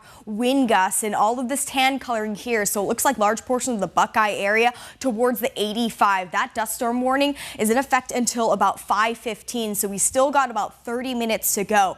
50-mile-per-hour winds, visibility down to less than a quarter of a mile. And there is also a dust storm advisory. And this is going to be for the next 15 minutes for areas just looks like west of the Wickenburg area. Portions of the I-10 are also impacted because of that blowing dust. The gusty winds, if you stepped outside, you can probably feel it, especially if you're over towards Glendale. 35-mile-per-hour wind gusts, over 20-mile-per-hour wind gusts in Sun City, Scottsdale, in the metro area, Phoenix metro area, 28, and looks like Avondale is coming in at 24-mile-per-hour winds. If you have any outdoor objects, maybe bring things indoor. We're going to start to see a lot of that debris start to blow around. Showing off more of that Doppler radar, we're going to continue to see those outflow winds trigger more thunderstorms as it pushes up some of that moist air and triggers additional thunderstorm activity. You can see portions of Globe also getting in on some of the rain, and you've probably been seeing some of that lightning, especially if you live towards Wickenburg, Black Canyon City, if you're in Anthem as well. So a lot of that rain, that heavy downpours of rain, has triggered some flash flood warnings until about 6:30 in all of this dark red coloring. So this will include portions of the 69, I-17, and the 169. So if you do plan on traveling, maybe possibly try and push it back as long as you can, because we are going to start to see some rushing water. More than an inch of half of rain has fallen because of these thunderstorms. We also have a new flash flood warning. So this is going to be, looks like just north of the US 60 towards the Queen Valley area. This is going to be in effect until 7 p.m. More than an inch of rain has also fallen in that dark red area. This is going to be east of the valley, as well as a portion of the Beeline Highway, so the 87 until 5:15. So we still got about 30 minutes to go there. As we show off more of the state, you can see a lot of that thunderstorm activity continues to sweep its way southwards, impacting us in the valley. Portions of looks like I-40, I-17, also through portions of the Tucson area. And we've got the severe thunderstorm watch. That's going to be in effect until 8 p.m. for Maricopa, Pinal, Gila, and Yavapai counties. So that is when we could be under the gun for the potential for some severe to strong thunderstorms, with an excessive heat warning in that hot pink coloring until 8 p.m. for some of the western counties in Arizona. Showing off that monsoon meter for today. 8 out of 10 here in the valley, locally heavy rain. Blowing dust will be a big concern. I don't think hail, at least here in the valley, will be a potential. It's still a little too warm out there. 6 out of 10 for northern Arizona, White Mountains, southeast Arizona. We've got 7 out of 10s in western Arizona. I'm still keeping it at a 2, but we could also see some of these outflow winds trigger more storms in western Arizona. Timing out some of the thunderstorm activity, moving along through about 5:20, we're going to continue to see that shower and thunderstorm activity sweeping its way through. By around 6:30, check out this line of thunderstorms that's going to continue to work its way southward and start to impact communities towards the Yuma County area. Some of these could be strong to even severe. And again, this severe thunderstorm watch is going to be in effect for a number of counties through that 8 p.m. hour. Conditions will clear overnight, but then as we approach tomorrow afternoon, we could be in for another round here in the valley.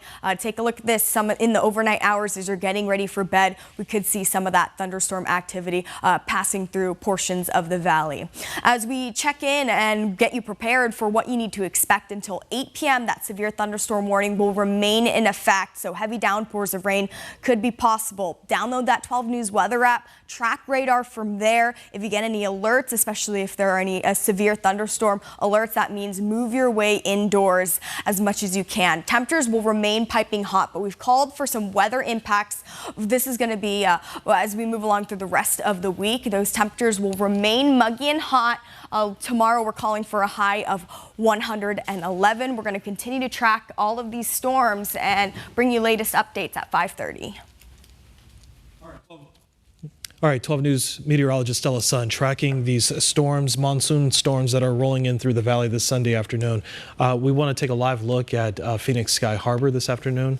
If we can get that camera up, we'll get it up soon. But right now, a ground stop is in effect at Phoenix Sky Harbor, issued by the Federal Aviation Administration until at least 5 o'clock tonight. this evening because of the severe weather that is rolling through the area of these monsoon storms. Obviously, we're dealing with thunderstorms, we're dealing with dust, and other impacts as well. Again, the Federal Aviation Administration has issued a ground stop at Phoenix Sky Harbor International Airport until at least 5 o'clock this evening. That could be extended as well.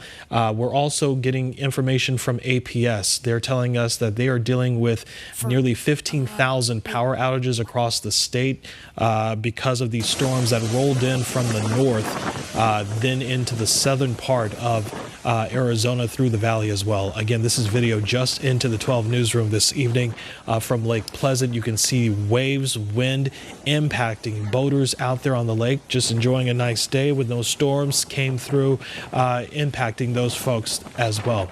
Again, we want to continue our weather impact coverage right now with meteorologist Stella Sun. We want to get back to you right now. Stella? Yeah, we want to show off Doppler radar where we continue to see a lot of those showers and thunderstorm activity. So you can see it's starting to impact large portions of the Glendale area if you're over towards Surprise.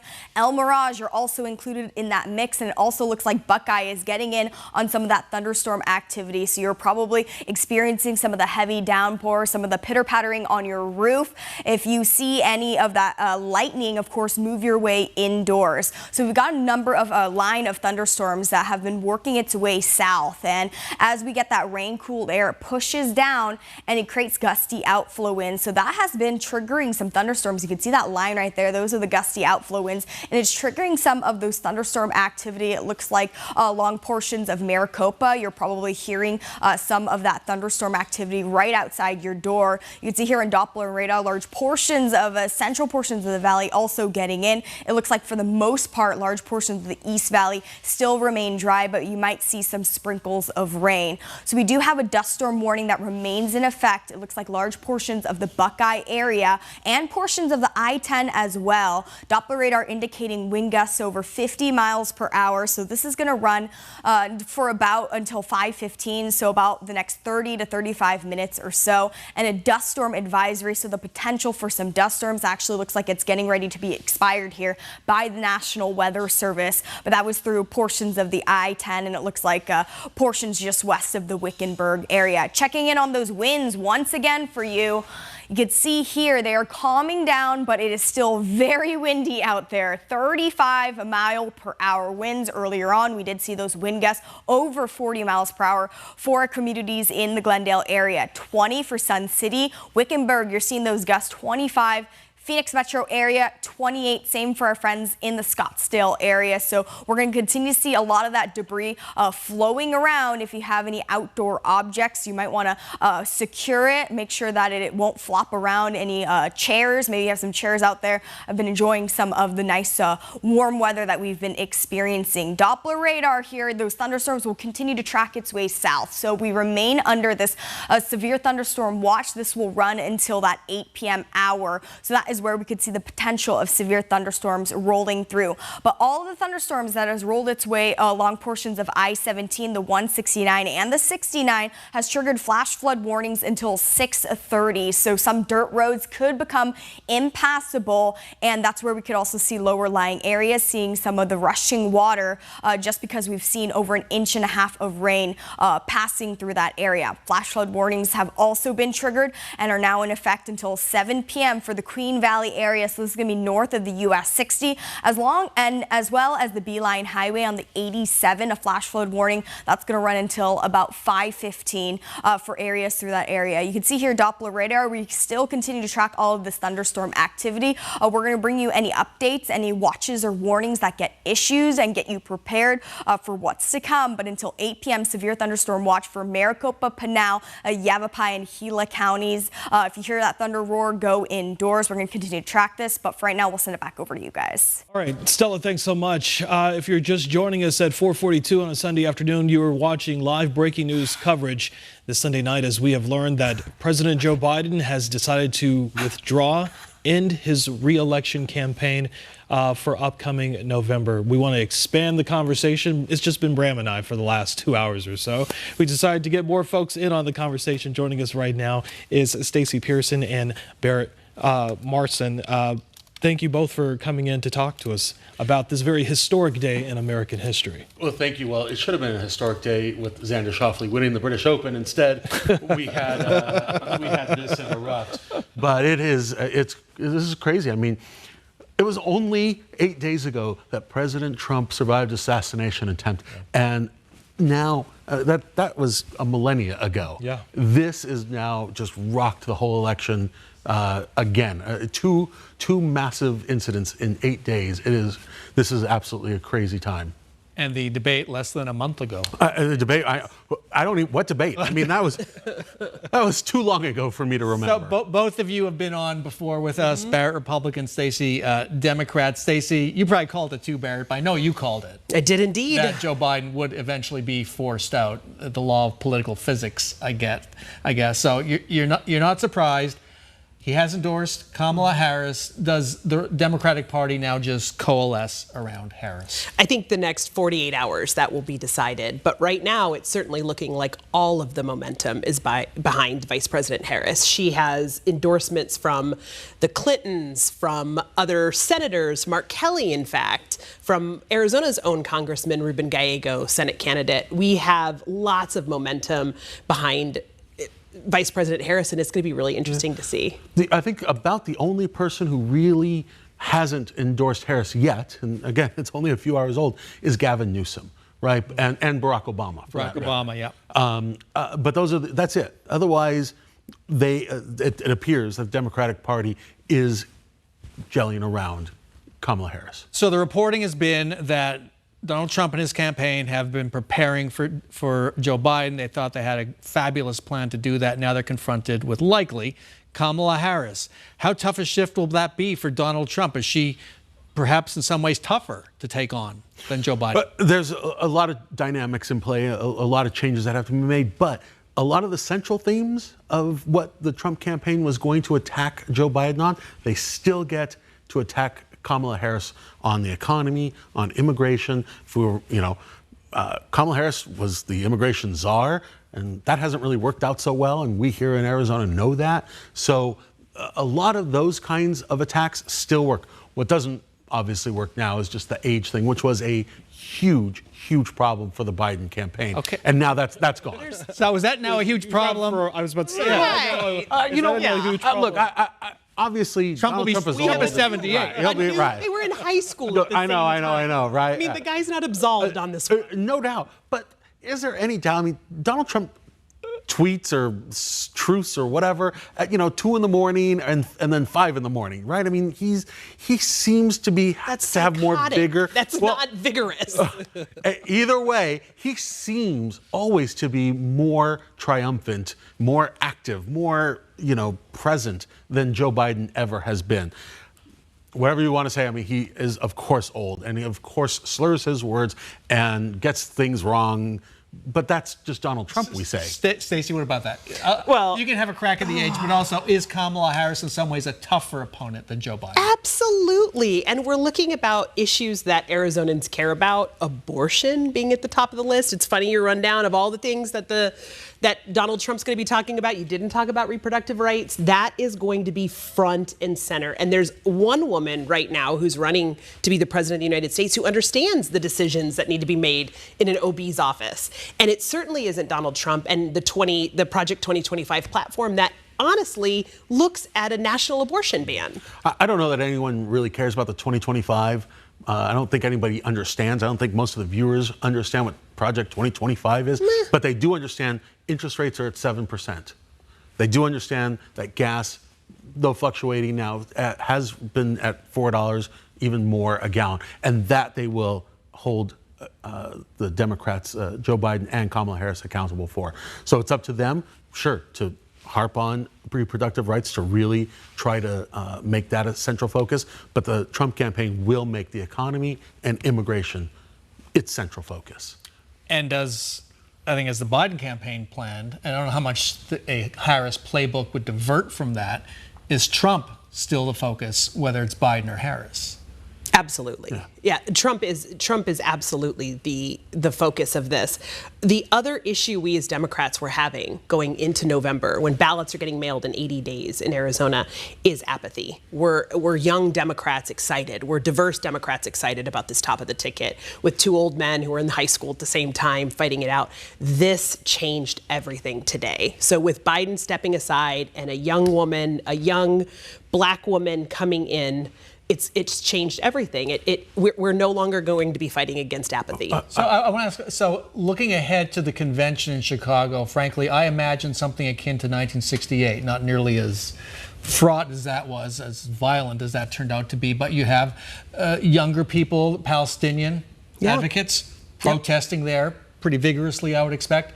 Does that go away if Kamala Harris is the nominee? I think it certainly quiets down. I mean, what we're going to be looking at is how much is on the line with who gets the nuclear codes again. I mean, is it going to be Donald Trump or is it going to be Kamala Harris? Is she going to be ruling over this land, this really be the leader of the free world with a steady hand or not? And we've seen that Donald Trump again and again lacks discipline and lacks strategic I was focus. speaking to that, you know, how does he deal with Kamala Harris, a woman of color, and a woman? A woman. I think you're right.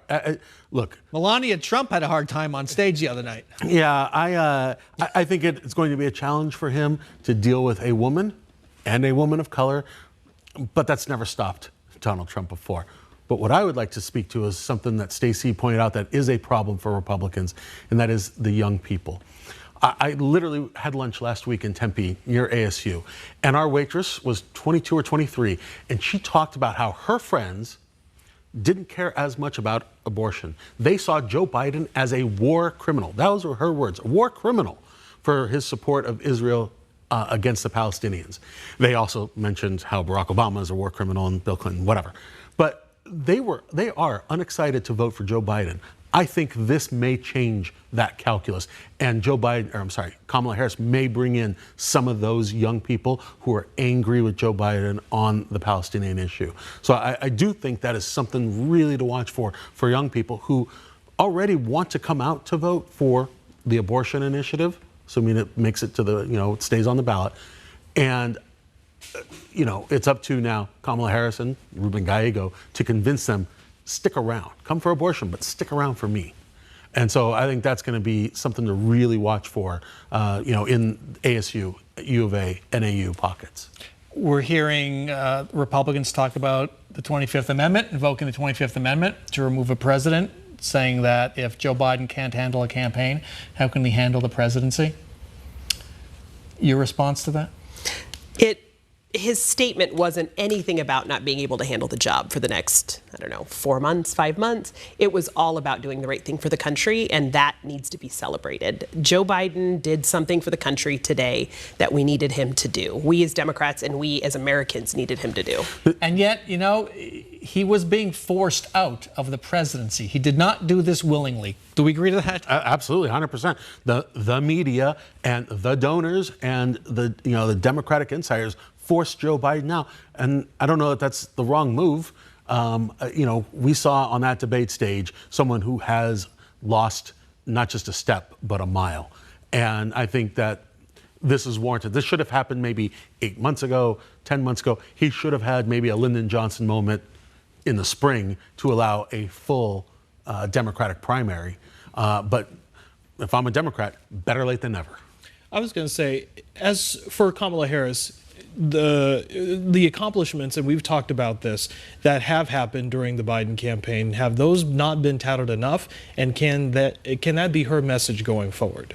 Oh, I think it definitely can be her message going forward. You look at the investments in infrastructure in Arizona and in water security in Arizona. You look at the events she's had here in the state, the appearances she's made, those can absolutely be touted.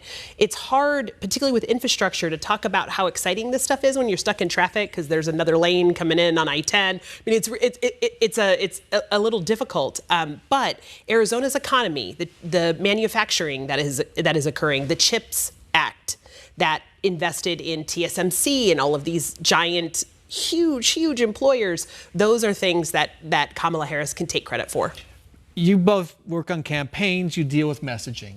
I hear what you're saying. Those are all supported by the facts. And yet, despite the fact Arizona's unemployment rate is at historic lows, people think the economy sucks. Try to buy a house. Try and get out of your starter home because you've had 2 kids and you want to get to a 4-bedroom home in the suburbs. Try to do that. So is it impossible for what you're saying to break through, given what Barrett just said? Well, it's certainly hard, right? I mean, we know exactly that. It's impossible. It's impossible. Really? Well, and it's also self-servingly impossible. Like, I'm super excited about the equity that I have in my house. I lived through the recession. We lost a house in the recession. So both, I want housing prices to come down, but not too much, because personally, it's beneficial that housing prices went crazy. So we see schizophrenic landscape. I'm upset that my daughter, who's 21, can't get a house in our neighborhood, maybe ever. But I'm really excited about my own equity. And that we're seeing that across Arizonans. But you know what, Bram? And this is a dirty word in life, but deflation. We have not seen deflation. Egg prices, which were $1.50 3 years ago, are now $3.50 a dozen, right? You know, again, gas and again, you know, home prices. All those Wait. things. How much are they? What's that? Egg prices are how much Like now? $3.50 a dozen. That's not what I pay, man. Maybe you got Hickman's eggs or something. Yeah. When I went to the store, it was like 2 months ago. Continue, deflation, yeah. So we haven't had prices come down, and again, deflation is a bad word, but It's a bad thing. It's a bad thing. But Economically. people, you know, they got used to cheap money 3-4 years ago. That money isn't cheap anymore. Things are more expensive. Every time they go out to a restaurant, every meal is $5 more. Every, entree is $5 more, and they're turned off by this economy. And that's why, look, TMC expansion, that's great. And if you sit an economist up here, they will praise the CHIPS Act and everything. But how many voters are economists? And Not enough. Not enough. And what they see, they don't see the expansion of TSMC as some great win. What they see is trouble making their mortgage or rent, trouble trying just to get to a place that they can rent, trying to qualify for a new mortgage. That's what they see. And that's the problem, the headwinds for Joe Biden, well, now Kamala Harris. Any message in response? No.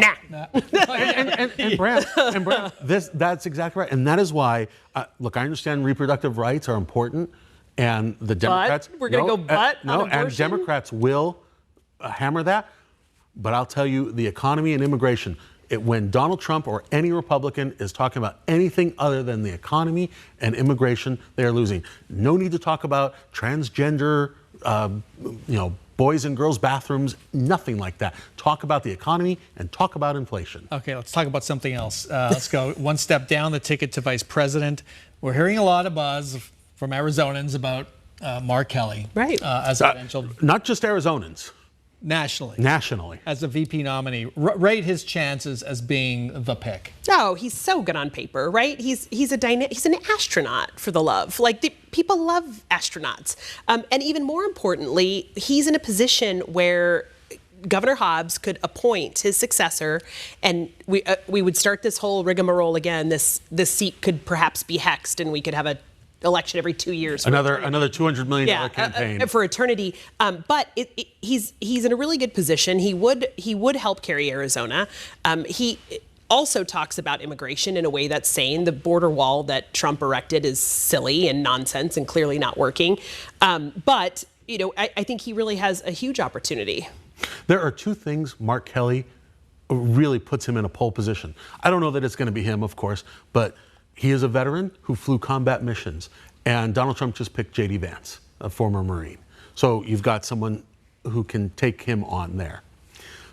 And he is married to a woman who survived an assassination attempt, who quite literally still deals with the impact of some serious brain trauma. In light of what happened 8 days ago, I think that is an incredible counter. Can you imagine the speech nominating or introducing Mark Kelly that Gabby Giffords would give at the convention? I think those are two incredibly powerful things that Mark Kelly has going for him. I don't know that it's going to be him. Josh Shapiro from Pennsylvania can help carry Pennsylvania. That's a big deal. That's a huge deal. North Gretchen Carolina. Whitmer. Yeah. 2 women on the ticket. I mean, that's a huge deal in Michigan. From what I understand from Democrats, Kamala Harris is very close to Andy Beshear of Kentucky. But biography and what Mark Kelly can bring to the ticket is pretty substantial. I don't believe, is Josh Shapiro a veteran? I can't remember. I don't know, but he's a former AG. He's a former AG as well. Well, so is Beshear. And they were close, apparently, when the two of them were attorneys general. I would just like to say that we're talking about a very deep Democratic bench right now, and it brings me joy in the depths of my heart. We have lots of folks that would be absolutely fantastic. I think we need to have an apprentice-like tryout for VP, No. But it's good to see that they do have a bench, especially because so many people talked about President Biden potentially being a transitional candidate and starting that process some years ago. We have to end the conversation right there, but Stacey Barrett, thanks so much for taking time to join us on this very historic day. And thank you for being a part of this breaking news coverage right here on 12 News all afternoon long. We'll have complete coverage for you coming up in about 30 minutes on 12 News at 5:30.